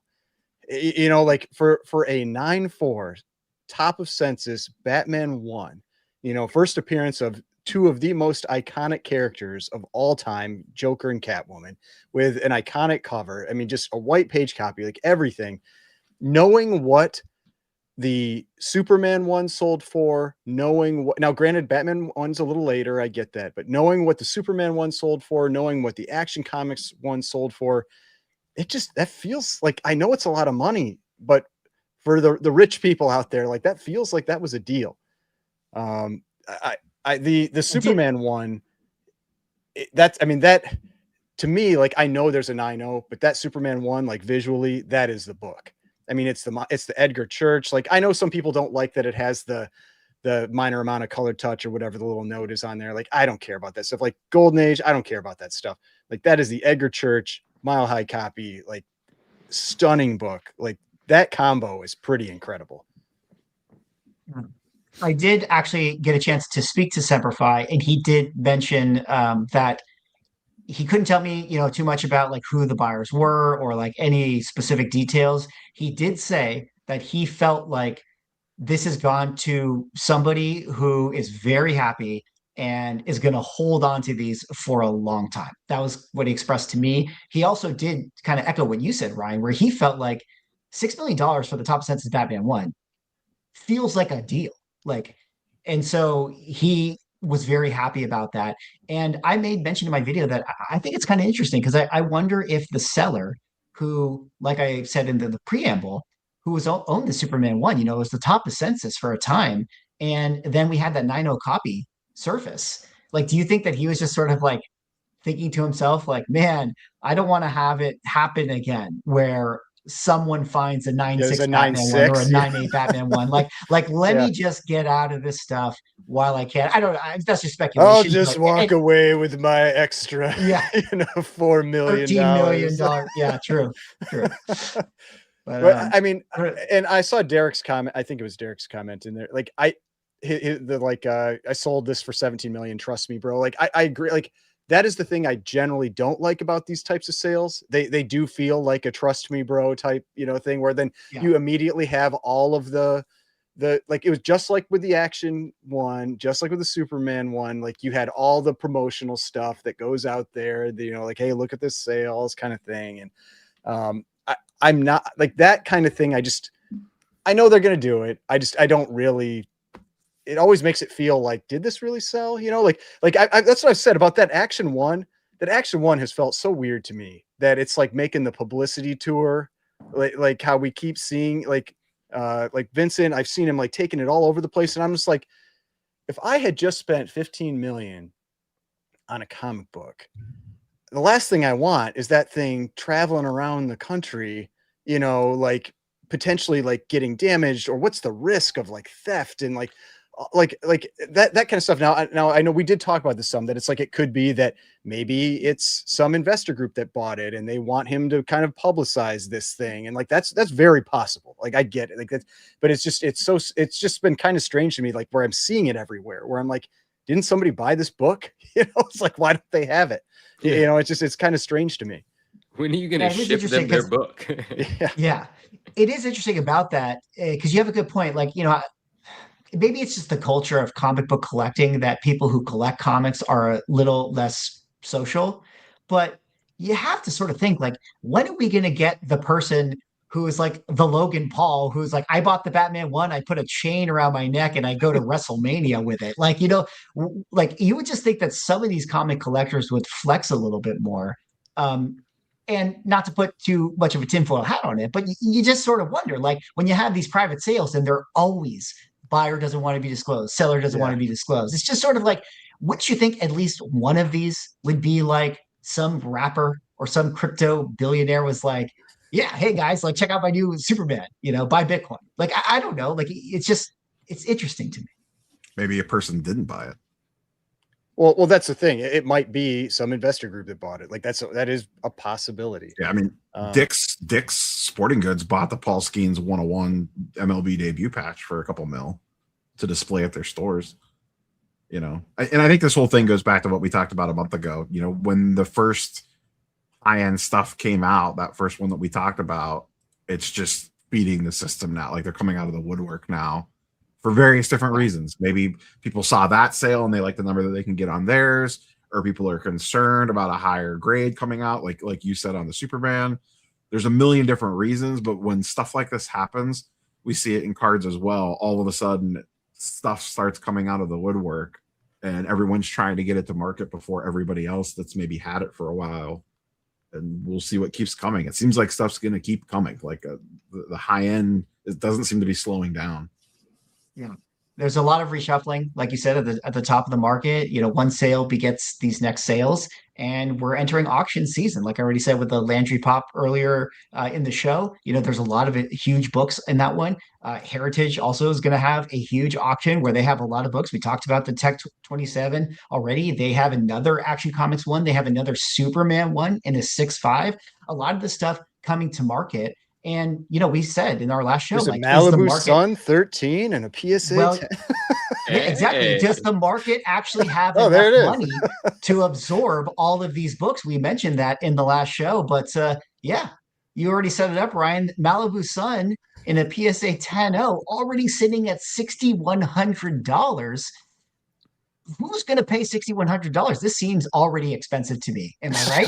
This is Seriously, listen, spy at 9.8. I'm not going to say anything about it, but we got a ways. Do you have insight in this book, Wait, Madu? did I you mean, like, did you just forget the hashtag ad for this section?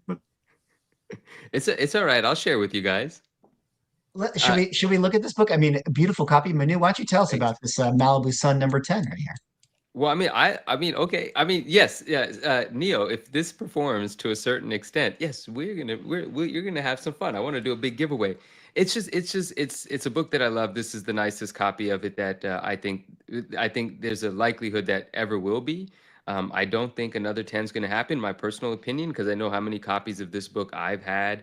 And I'm talking, I've said this so many times, like a broken record. I've graded over a dozen 9.8s. I've had dozens and dozens of Malibu Sun 13s. I've graded the 9.8s in the Error. The Error 9.8s, there's 6 9.8s.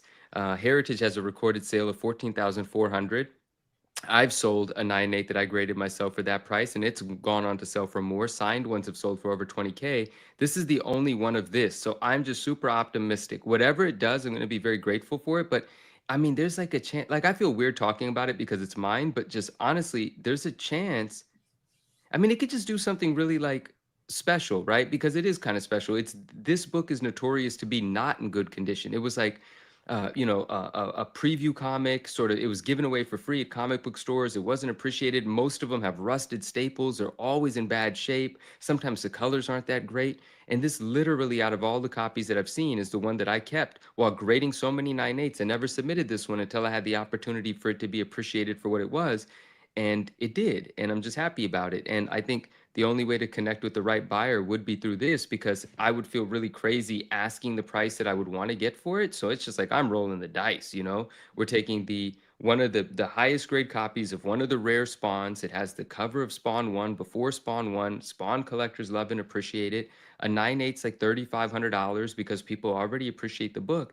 And we're just going to see what it does. Like all of us together, including me, we're going to see. It has 18 days left on the auction.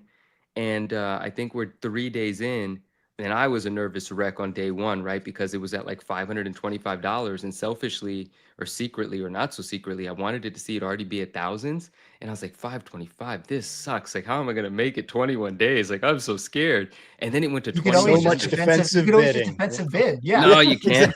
And then it went to 2100 by that evening. And I felt so good. I was like, "Oh, this is cool, right?" And some folks at Heritage were excited about that as well. And then the next day it went to 2,900, which after the buyer's premium is like 35 or something. But then it didn't do anything yesterday, and I was like, "Oh no, what the heck?" And then today it went to $5,000, which is 6,100 after the buyer's premium for being 3 or 4 days in with 18 days to go. I feel pretty good about that. But I can't wait to see what it actually does. Like this thing, to Man, me personally, has a lot of room to go. If And you're watching every day, it's gonna be a lot. It's bro, gonna I'm be a rough road. refreshing It's gonna be a long 100 18 times a days. day, dude. Oh my God. I've It's like- never had a book bro. I've never had Because a a lot book. of times they'll sit at a number for I know, like, and a I'm long realizing time. that. I'm wondering why the tracker count's not going up. I'm wondering why the page views haven't gone up, and it's like, and I can't keep promoting the book over and over again. We haven't done much promotion. It's only been 2 posts. And as we get closer, we'll do some more. But there are people that I'm thinking about that I want to connect with and make sure they're aware of the book. But I don't know how to get in touch with some of these people. There's some really notable Spawn collectors that buy big books. I mean, this could be the most expensive Spawn book ever sold. I could also eat my words. Like I'm now on the screen saying this, and knock on wood, hopefully it becomes true. But there is a chance that this could be the most expensive Spawn book ever sold, and rightfully so. Let me write down this timestamp real quick. Yeah. But no, guys, listen. Listen, go bid on the book. Have some fun. I'm nervous. It could do whatever. I don't know, but it is an amazing copy. And I will Only say, bid if you wanna in own it. person, it looks great in the case. It's suspended in the case beautifully. It doesn't have the framing system. It looks absolutely gorgeous. It's an incredibly gorgeous copy. If you do end up being the buyer, I think you're going to love it. Like, I stand behind this book 1,000,000%. I love this book, but I had to send it to auction just to see what it could do. It was just financially responsible to do so. Are you gonna pull Logan Well, Paul and hand deliver it? I will hand deliver the book if it doesn't sell for this. No, but yeah, we're only 3 days in. I have no problem I hand deliver books in general. I do that. I love that. If it's a $30,000 book, I hand deliver. 60,000 I've hand delivered. I hand deliver books. I like doing that because I hate shipping. I would rather pay the $1,000 to fly somewhere, take that out of my profits, and make sure the book gets there. I do not like shipping books that are $20,000 to $50,000. It scares me. $1,000 shipping, price prediction already. What is that? 100,000? You're saying then? Gosh, if this book did 100,000, which come on, if this book does anything like that, I'm giving away thousands of dollars. That's the other thing, Swag. Like, I don't want to put a number on it because I have no idea. I'm just having fun and I'm taking a big risk. But if it does, as we get closer, if I have confidence that it's going to do like this really like a number that's really cool, that I'm going to give away a lot of money to people. Like, just have fun with it. We might give like $500 to 5 people, or you know what I'm saying? Like something like that. Like, I'm going to be super grateful at what it did.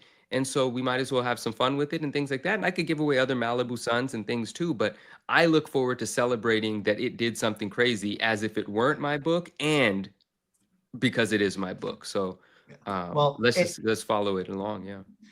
Well, we'll have one more show before it ends up selling. We'll Dang. probably talk about it. I mean, I highlight it in general within this topic because again, I'm pointing to this idea of like we've been getting these world record sales. The auction circuit is about to start, and there's a lot of stuff coming out, and it's going to tell us a lot. I think of like where this year is going.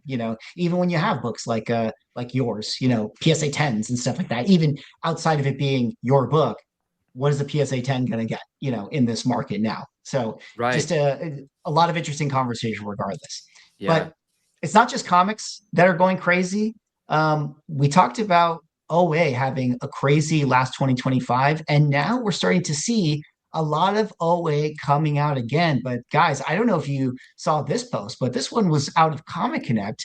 The Death of Superman original art is all going up for sale. The entire comic itself, not just the cover. But I guess there was somebody out there who was the original owner of this that owned the entire issue. But look at some of these, iconic splash pages. I gotta think this is going to be a huge numbers. Like that's going to be hit for these because like maybe we talked about, I can't remember which chat it was in. We talked about this a little bit that when you've got Golden Age or Silver Age or whatever, like original art, you have the original art, but the book itself is, especially in the Golden Age, like the book itself is already rare. And so sometimes like the gap between the price of the art and the highest grade copy isn't that much. Like it can be a decent amount. Maybe it's like 2 or 3 times or something, but with something like this, where you have something that was printed just to the moon, there's just tons and tons of copies out there. And then this is like that one unique thing for it. Like you're going to have a huge number of people that can connect with this item that connect with the book itself that then may have interest in this. And so I imagine that the bidding is probably going to be pretty extreme for those pages. I think there's going to be a lot of demand for it. So is this a one item? Like you're bidding on all the pages? I bet it's I bet it's each page individually. I mean, I don't know, but I bet it's each page individually. So is it the whole book though? Like it's every single page, or is it just certain pages? The preview in that video that was posted doesn't show the entire book. I made the assumption it's the entire book. Maybe I'm wrong there. I'm not entirely clear. If it's the entire book, I would think you would almost want to keep that together. Like I bet it won't. It won't though. But I think if you're looking to maximize your number, I don't think you'd keep it together. Don't you think it would sell for more as having the entire OA of a single iconic book like that? At auction, it might be tough because I think there is a version of what you're saying that could be true where, someone would want to own it as an entire issue, but you would think that would have to be kind of like a private deal sort of situation. But like at auction, I feel like that's so risky. How many people own the entire book OA of any book, period? Full stop. Someone owns the Jim Lee X-Men one. Yeah. There's a few people outside the artist, obviously, but like how many of them have hit the secondary market like that? Very few, but there's like some really notable collectors that early on got in when things that are worth 10 million now, they paid 100,000 for it, got everything, and people thought they were insane. And now they're sitting on the treasure that everyone wishes they had. There's a few people like that. That just seems like the most unique of the unique beyond the OA is having the Tom Fish has the entire Jim Lee one, all the variant covers, and like the pin up from the inside, everything. That's that's Grail. Yeah, Neo, that's your country with that. Yeah. If that one ever came up to sale, that I think could be the most expensive OA ever sold. But man, the to your point, Neo, about the original art collectors, the entire issue, there's definitely people that do that. A lot of the Absolute Batman one, or not just one, but the Absolute Batman issues that have been coming out, done by Dragoda and stuff, have been being sold or being bought as like complete issues. So there's definitely a market there. Could you imagine if they sell it page by page and you're trying to put the whole thing together and you get them all and it like comes down to one and it's like the one page someone really, really wants and it just goes insane? or you don't that's get the it. gamble, There's right? One that you don't That's the get. gamble, You have yeah. a whole book outside of one page. I think that a lot of that stuff happens. Like, I think there's, this is the thing. This is why I think the OA world is so opaque and not a lot of people like to talk about that stuff. Because if you let it out there that, let's say that I'm trying to collect all of Darkhawk 1, then I Someone's just put gonna out cockblock information. Yeah, then someone's going to cockblock. Yeah, exactly. So, Exactly. but Yeah, I yeah, think yeah. that when people find that out, then it definitely is what you're saying, where it's like, oh, I know that Rob needs this page. I'm going to just strong arm him. Screw for this that one. guy. It's like when Content Disney creator. was buying up land in Florida. I think like there were people that like they try to keep that stuff secret because they know like if somebody finds out that like somebody's looking to pick this stuff up, they'll immediately makes somebody will hold out and they'll try to get more for it. So, Swag, did you say hawk block? I don't know if you did, but that would have been great. That's pretty good. All right. Get hawk blocked. Well, it's interesting because there's a lot of original art, not just the Death of Superman one, but also at Heritage Auctions that's going up for sale. I want to quickly talk about this, and maybe we can have a conversation. We did our show that was the kickoff for 2026, where we talked about our biggest winners and losers. And one of my crazy, wild, bold predictions was that I thought that Frazetta and McFarlane OA buyers in 2025 were going to be losers Yeah, what because the of the heck? 2026 market. It's just a wild prediction, but it is interesting because we have the Vampirella Frank Frazetta cover that's coming up.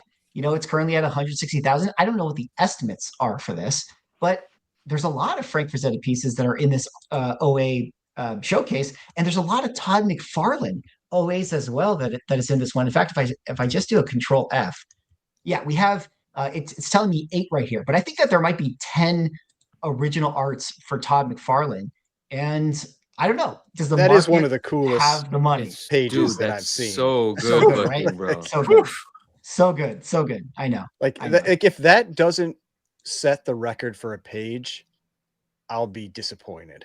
And is it coming with the colors as well? Is that what we see at the bottom? Like it's giving you the like the other Yeah. production elements, the colors as well?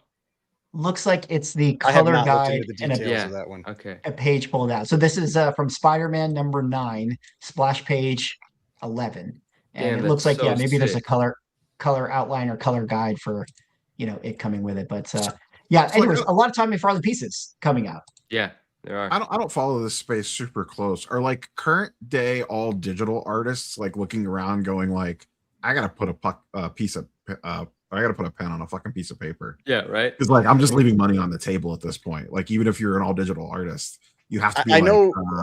am I think we dumb talked for not about doing this some, but I know like at least some of them they do like an exclusive like where they promise like it's a one of one print, but like yeah, you've got to wonder how much money they worry, like especially if you're an artist that's blowing up, like there are some artists right now that are getting some, like, is it Dragotta that did the Absolute Batman 16? It's like a Wonder Woman and Batman cover that's in, I think, that Heritage auction.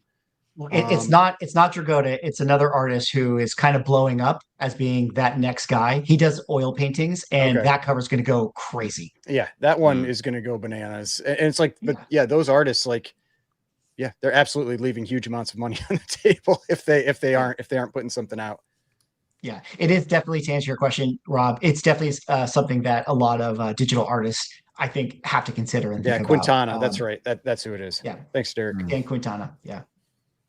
Well, that was my bold prediction, and I just was trying to be a little bit petty, just to say that, hey, there's a lot of Todd McFarlane pieces out here. Maybe there's going to be some people that can't buy all of them. Obviously, that splash page is going to go for a lot, but we'll see how the market performs. Maybe I'm going to eat a lot of crow, but someone who I don't know is going to eat crow with their prediction over here, Ryan, in our pettiness segment, is going to be now our official Absolute Batman 1 check-in segment of the show. Shout out to Aaron, Josh's comics. I have just a couple of posts I wanted to highlight from his. I love you, Aaron, but this is going to set us up nicely with our conversation. He said, "You're going to make me insult Aaron on this live stream." No, just I'm setting it This up. is what I logged in for. The Absolute Batman 1 is crushing every week. Narrative is lazy and wrong. Short-term noise isn't the story. Let's see how it performs over an entire year before pretending the verdict is in. And then he shared a $400 sale for Absolute Batman 1 in January. Later on, he posted, "You all know I'm a huge Absolute Batman fan, but a CGC 8.5 of issue 1 is selling for $255 is insane. Even I think that's nuts. That's way more, that's way too much money for a non-9.8 book." And, you know, maybe there's some people that are starting to think that, hey, you know, maybe there is some weakness in the Absolute Batman market, at least at the 9.8 grade, maybe not at the 8.5 grade. But as we kind of check in on the recent Absolute Batman prices, we're kind of seeing, you know, more of a 30-day average around 365 right here, 350, 359, 360. This is different than at the top of the year where we were at 400. But Ryan, why don't you chime in on this? How are we feeling about our Absolute Batman prediction these days? I mean, right now, yeah, it has done, you know, like a bit of a correction, but it has leveled off around like 360 for the last couple weeks. So it's come down from that peak of a little over 400, level off around 360. And obviously, and the prediction was for the year, right? So we're going to revisit this at the end of the year, but I'm absolutely, I guess I'm tracking this right now. And I think, to me, still the biggest element of it is that 9.8 census is blowing up. And I was talking with one of the pressers that I use, and he was saying that, like, outside of Invincible, the modern market, like in terms of what he'd been being sent, was just absolutely like dead for spec. Like he was not getting anything until Absolute Batman. And it's just like he is getting tons and tons of Absolute Batman sent in. Well, let me set you up with your alt account right here, which was this post done by Sean Steiner, not Automatic Comics, guys. That's right. Wink, That's wink. Right. I started tracking the totals December 31st, not to be negative, but out of general curiosity, I wonder if it will hit 6K this year. So December 31st, it was at 2745. And that's just the universals. That's not the Yes. signed, which there are another like 600 or more signed copies. What's CGC's turnaround time right now on Modern? It's pretty quick. Like it's a month? It's about a month. Yeah, it's about a month. Yeah. Important to point out. So yeah, jumped up to 2,900, then late in January, 3,300, early February, 3,363. Where we are today, if Go Collect is correct right here, it says 3,700 universals, 3,480 of which are 9.8. So already up another 100. So every single one is a 9.8, except that 185 that sold. Maybe that's why it sold for so much, because it's the only rare one. They're getting, I think it's about 90 or 95% 9.8s. Yeah, right. I mean, it is 94.1%. Listen, Yeah, if somebody if somebody gets a 0.5, I want it. I mean, you could just tear the back cover. We can make that happen for you. Well, someone's going to have to do it. Someone's going to have to voluntarily remove the value from it, and I'll take the 0.5. But yeah. But yeah, I mean, that's like, I think, like in terms of total 9.8s by the end of the year, it's going to blow past 600 or 6,000. Like it's adding over 100 a week. You know, like at that rate, that would be like, assuming that holds up, which it might not. That'd be another 5,000 just this year. And it's more than 100 per week. So yeah, I mean, like with prices at what they are, it's just too easy of money, you know, for the people that bought them all at the beginning. Like that's the challenge with it. It's too easy of money. And I mean, yeah, and again, I don't think it's going back to $100. Like I said, I think, would I be surprised if it dips below 300 down to maybe 250? Not at all. I think that's very, very possible. But also, and I've said this before, like, I don't care how adults spend their money. Like, people are welcome to spend their money however they want. I just, you know, people called me stupid when I said it was gonna correct this year. And so I have become petty about it. And so I keep watching it. It's such a funny conversation because people are so passionate about it. And I don't think that they can hear sort of a pragmatic take on how the collectible market works and separate that from the quality of the book itself and the content and people's love for it. That's not what you're saying, you know, but people just get so mad about that. But like with the jokes about the alt accounts, like that's been the kind of the interesting thing is that I've been seeing over the last like week or two, like people regularly posting things like that, where they're like, oh, do you think this, instead of like the hype of it going up, they're like, are you worried about this? Or do you think it's going to drop? And it's like, and I pasted in, I was like, here's my 15th alt account, you know? And so it's just like, it's people are definitely starting to wonder because once a book starts to show some cracks, it's just like any collectible. Like once you start to see some cracks in it, the sellers all start coming out and they start dumping. And so you just wonder when, you know, when what's going to happen to it when that happens. Yeah. Well, everybody has been waiting for us to get to our most important segment of the night, which is, of course, the One Piece segment of the show.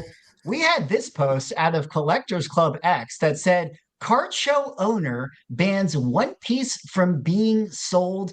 Rob, why would you not want to get free money? Some people just don't like anime boobs, I guess. I don't know. Can you unpack the story for us? You did a video on your TCG channel. What's going on with this guy and One Piece and his shows, and how did the One Piece crowd feel about this one?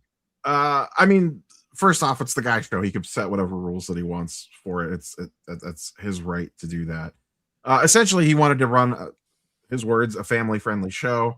And he specifically called out that he thinks that One Piece is popular because a lot of the girls have large breasts, and he didn't want that kind of stuff at a show, which is perfectly fine. My take is where do you draw the line? Because there's a lot of, I'll give a good example of WWE cards. There's a lot of scantily clad actual real women, not animated, that have very revealing clothing on. Are you going to allow those? Like there's a lot of different angles of, you know, where do you draw the line on this that gets a little confusing. You know, are you allowed to sell male One Piece cards, just not female one? You know, you can really get into the weeds on this one if you want to.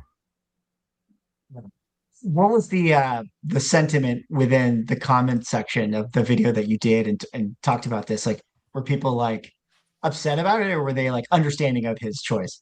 No one was really upset. I think it came back to one of two things of like, hey, it's his show. If he wants to do that, that's fine. I don't, like, a lot of people were like, I don't agree with it.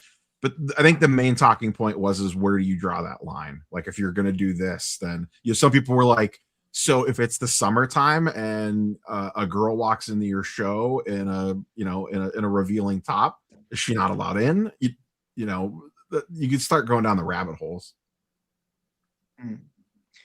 Did Ryan or many of you guys have any thoughts on One Piece these days? I guess it doesn't have to be about this specific story, but you know, we can make this the official One Piece segment if you have other One Piece thoughts. I mean, I saw a lot of comments. People were telling him he needs to go watch the anime and all this kind of stuff. Like, I mean, a lot of people like to tell other people what they're allowed to do, and I mean, like I said, like, it's his show. He can do whatever he wants. It's like, it's one card show. It's not the end of the world if somebody doesn't want certain cards sold at it. But yeah, like Neo said, like it becomes a very gray a weird area to be. It's just, I almost feel like he's kind of like, because he's done it now, he kind of feel like he feels like he has to dig in even if he doesn't really want to.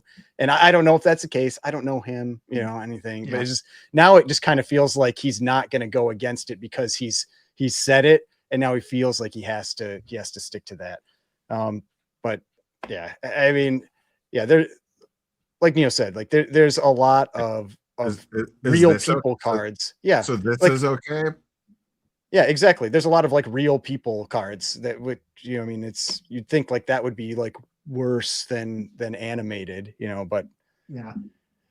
I mean, I'm more interested in I'm a little more interested in like what's the next, like, it's crazy, like the turnover we're getting in TCG now, how like Dragon Ball has now blown up as like the next like huge thing that people are pushing. So like, is One Piece going to stay up there like along with it, or are people all now immediately like, well, you got to move into the next thing, you know?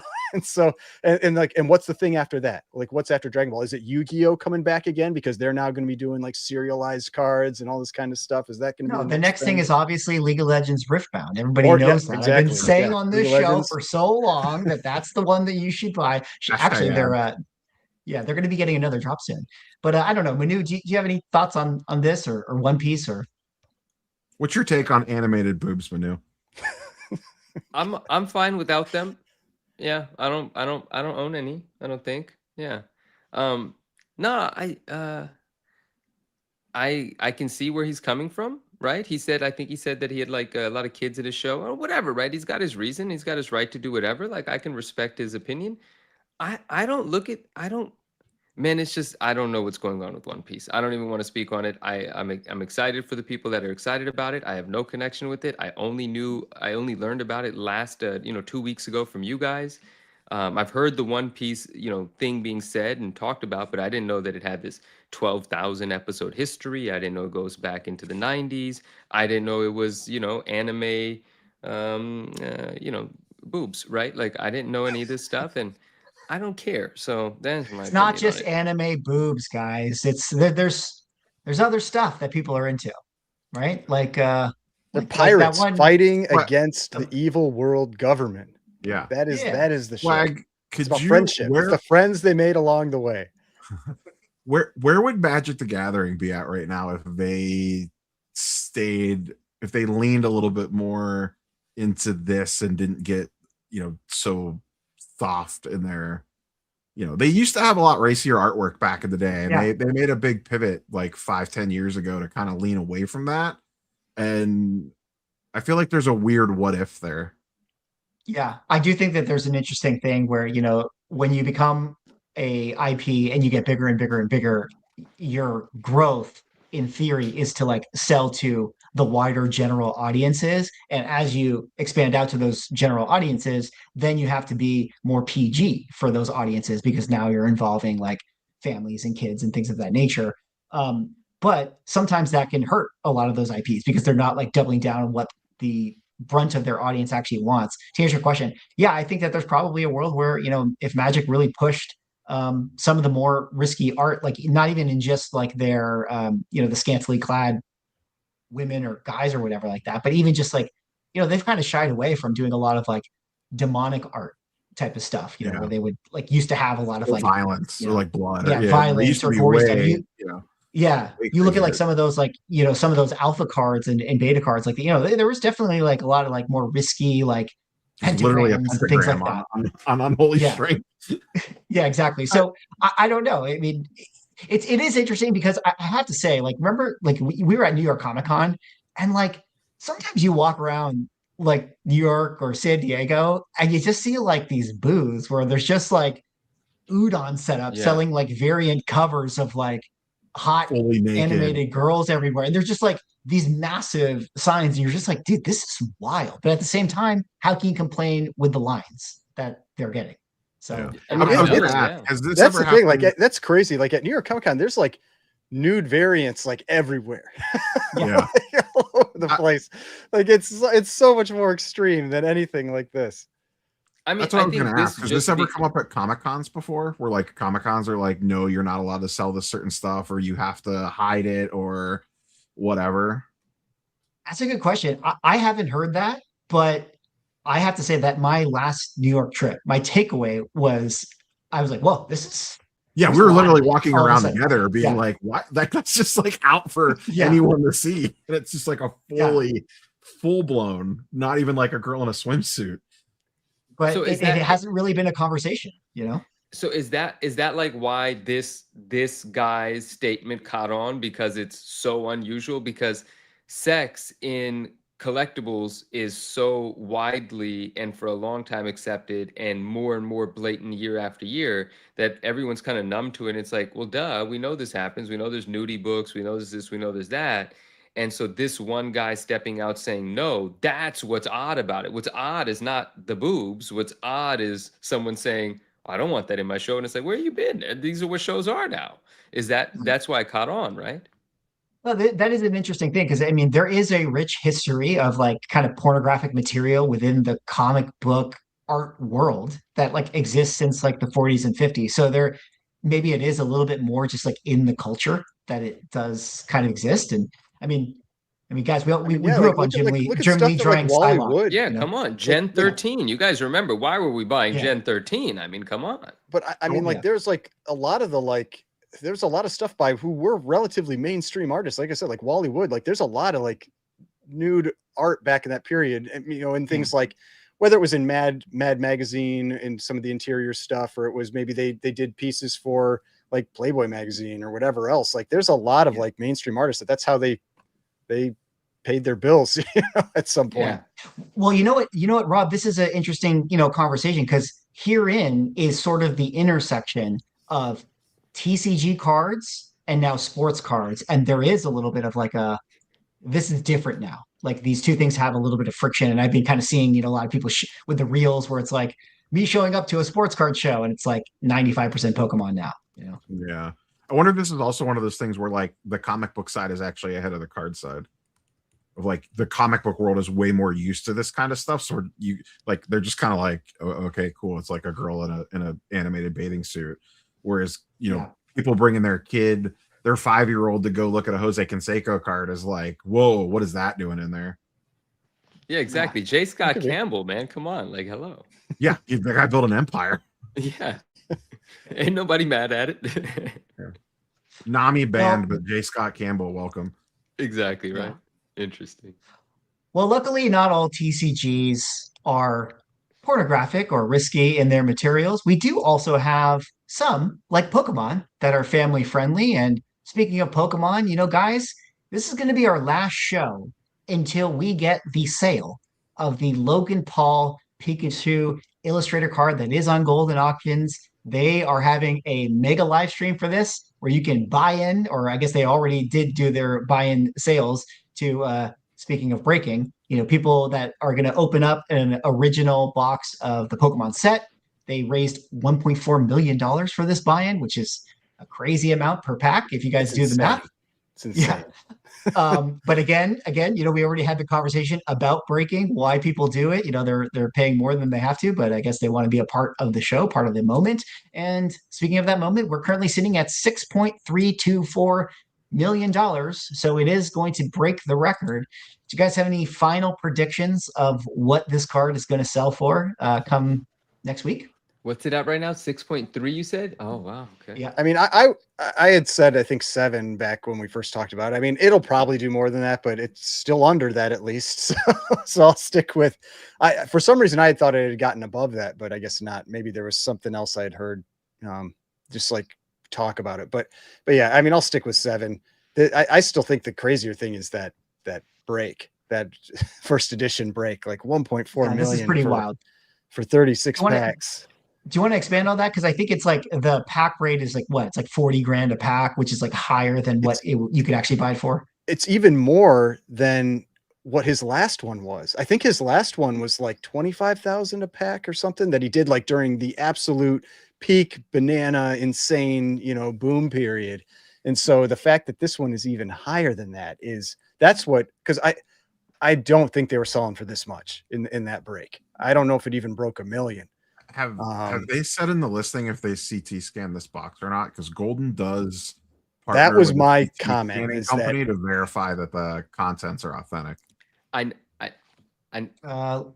He didn't say anything in this. I don't know. It would be on the actual listing page, probably. Okay, let me browse around. And Manu, what were you going to say? Thanks. I know you guys love this Pokemon card, and we're talking about auctions. And I'm assuming, I don't know this. I'm assuming it's someone who's watching, who's in the chat. I want to say thank you. Another bid has come in on the Malibu Sun. It's now at a hammer. It's at a bid of 5,500, and with the buyer's premium, that's 6,710. We'll take our 10%. Yeah, listen, let's get this thing to where it needs to go. This is a long way to go. This is basically, But if that was someone in the chat, I think that's really cool and that's really fun, and I appreciate it. That's fun. Is this what you're talking about here? There's this original box. I don't know if the breaker thing is lots.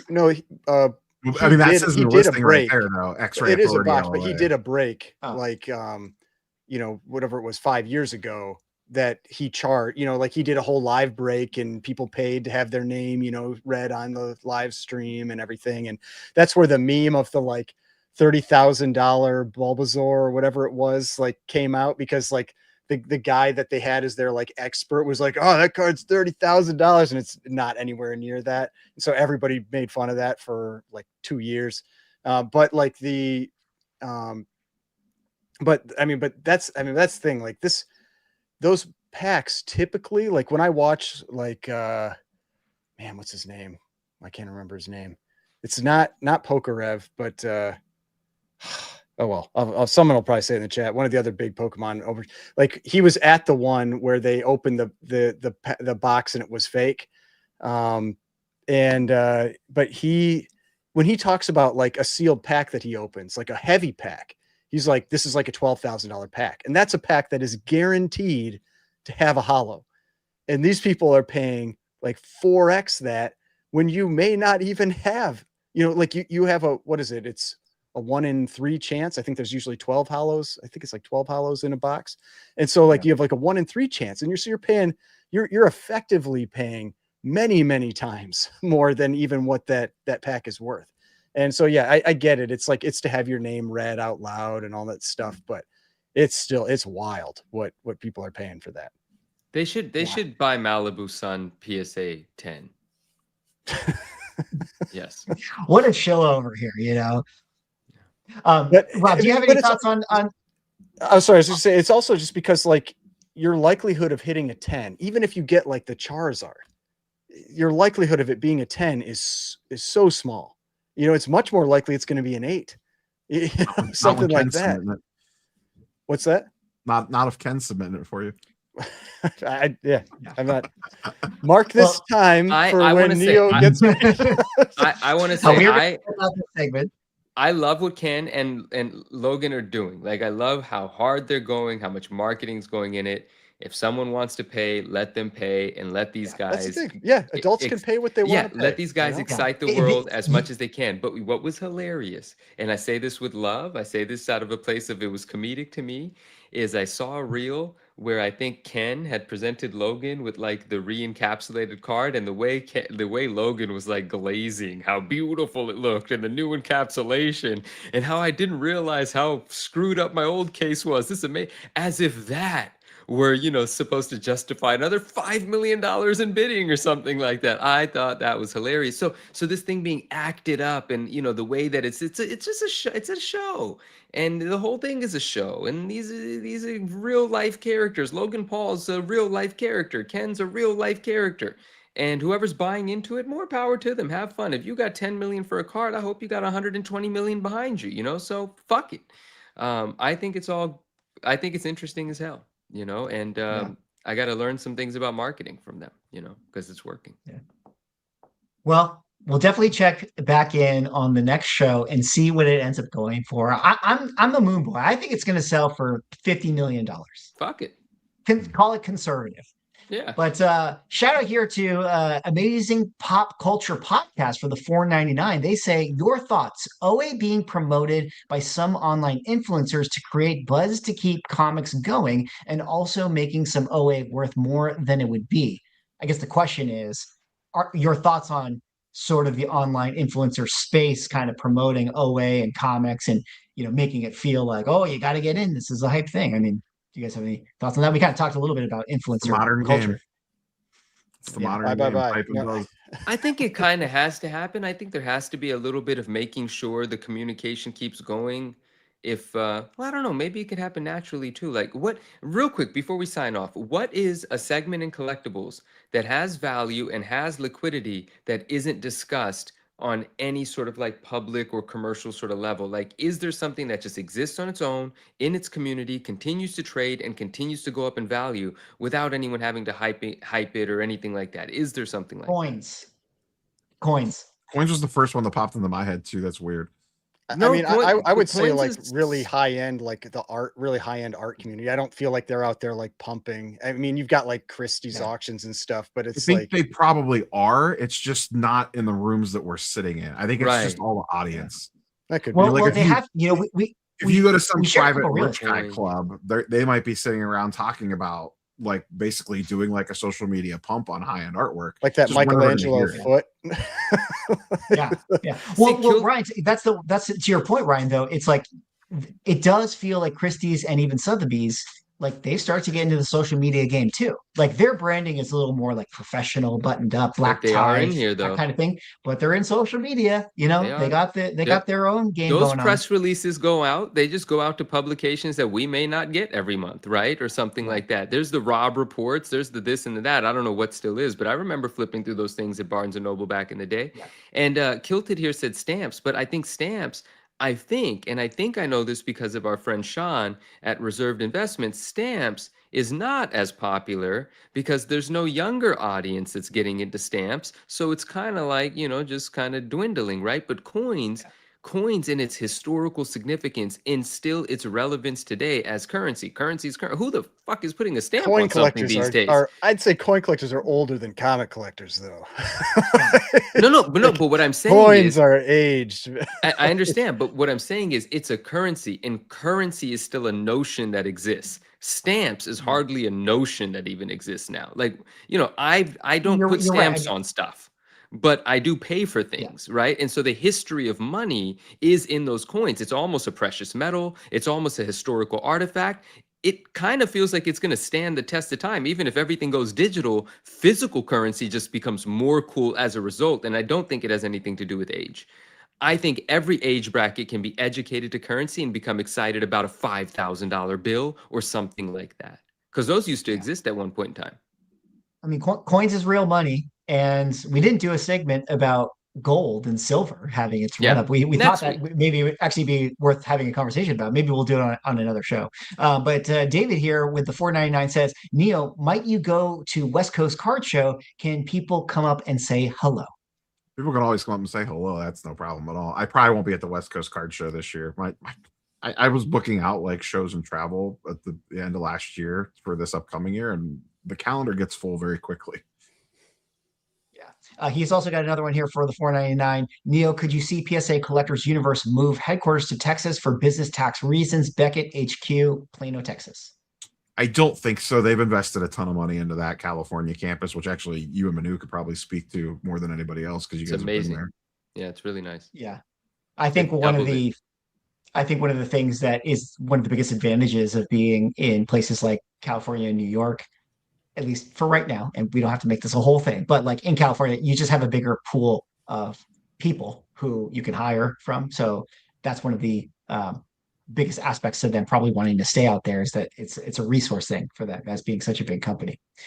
But gentlemen, that is going to be the end of our show tonight. It was an incredible show. Lots of craziness going on in the collectible world. I want to say thank you to everybody in the chat who hung out with us. And if you could, remember to hop over to our YouTube channel, the Ungraded Truth Podcast, the #1 collectible show in the world. Also, hop over to our Spotify page. I do some edits after the live stream. I mean, you guys are here, we're kind of feeling it out. Sometimes we step on each other's lines. We have a little bit of a hiccup. We have a laugh, things like that. I tighten it up. If you're somebody who's, impatient out there and you're like, oh, I hate it when Swag has to clear his throat, I make those edits for you and I put it on Spotify. So if you want that clean listen, you can go over there and listen to us. And maybe you could be our 10th 5-star review. But gentlemen, another great show, another crazy world of collecting.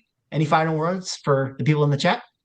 It's always fun hanging out. Always appreciate all the comments. It gives us, when people are active in the comments, it gives us things to talk about in here too. So yeah, really appreciate it.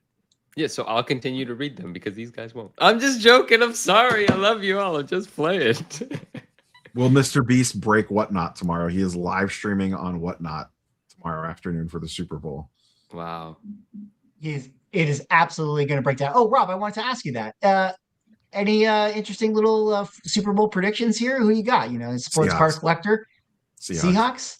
Anyone else got skin in the game for this? Should I buy Sam Darnold cards? Are Sam Darnold cards going to go up in value? Actually, they're a little undervalued right now. They're a little cheap compared to. I want to have a little sports conversation. I don't know anything about it, but the Super Bowl's in my backyard, and I was in San Jose yesterday, and there was a lot of Seahawks. I saw only Seahawks jerseys. I didn't see Patriots jerseys. Why is that? It's a lot easier to get from Seattle to California than New England to California. Well, there's that answer. You can count on Neo to not excite me with the answer, damn it. That's practical as it can get, isn't it? But that's probably the reason. I wondered why. Okay, there you go. Yeah. Do football Patriots, you know, cards they're go? just they've won so many. It's like it's old hat Yeah. for them, you know. He said, some old ball guy says, because we ain't going out there. That was Neo's answer. There you go. That's exactly why. Hey, DM me if you really want the link. I don't know. Oh, I guess it is in the chat. Oh, wow. Okay, thanks, guys. Appreciate you. Well, we'll have to get back in after the Super Bowl. We'll do a market report. You know, I don't know if football cards go to zero after the season. Nobody cares about them anymore. But maybe Sam Darnold will go to the moon. But until then, we're all going to the moon. Thanks everybody for hanging out. Thanks to the guys on the panel. Links to all their socials in the description. Go give them a sub. Go give them a follow. And we'll see you guys in the next episode. Detective Comics set a record for 1.8 million. Nobody really cares.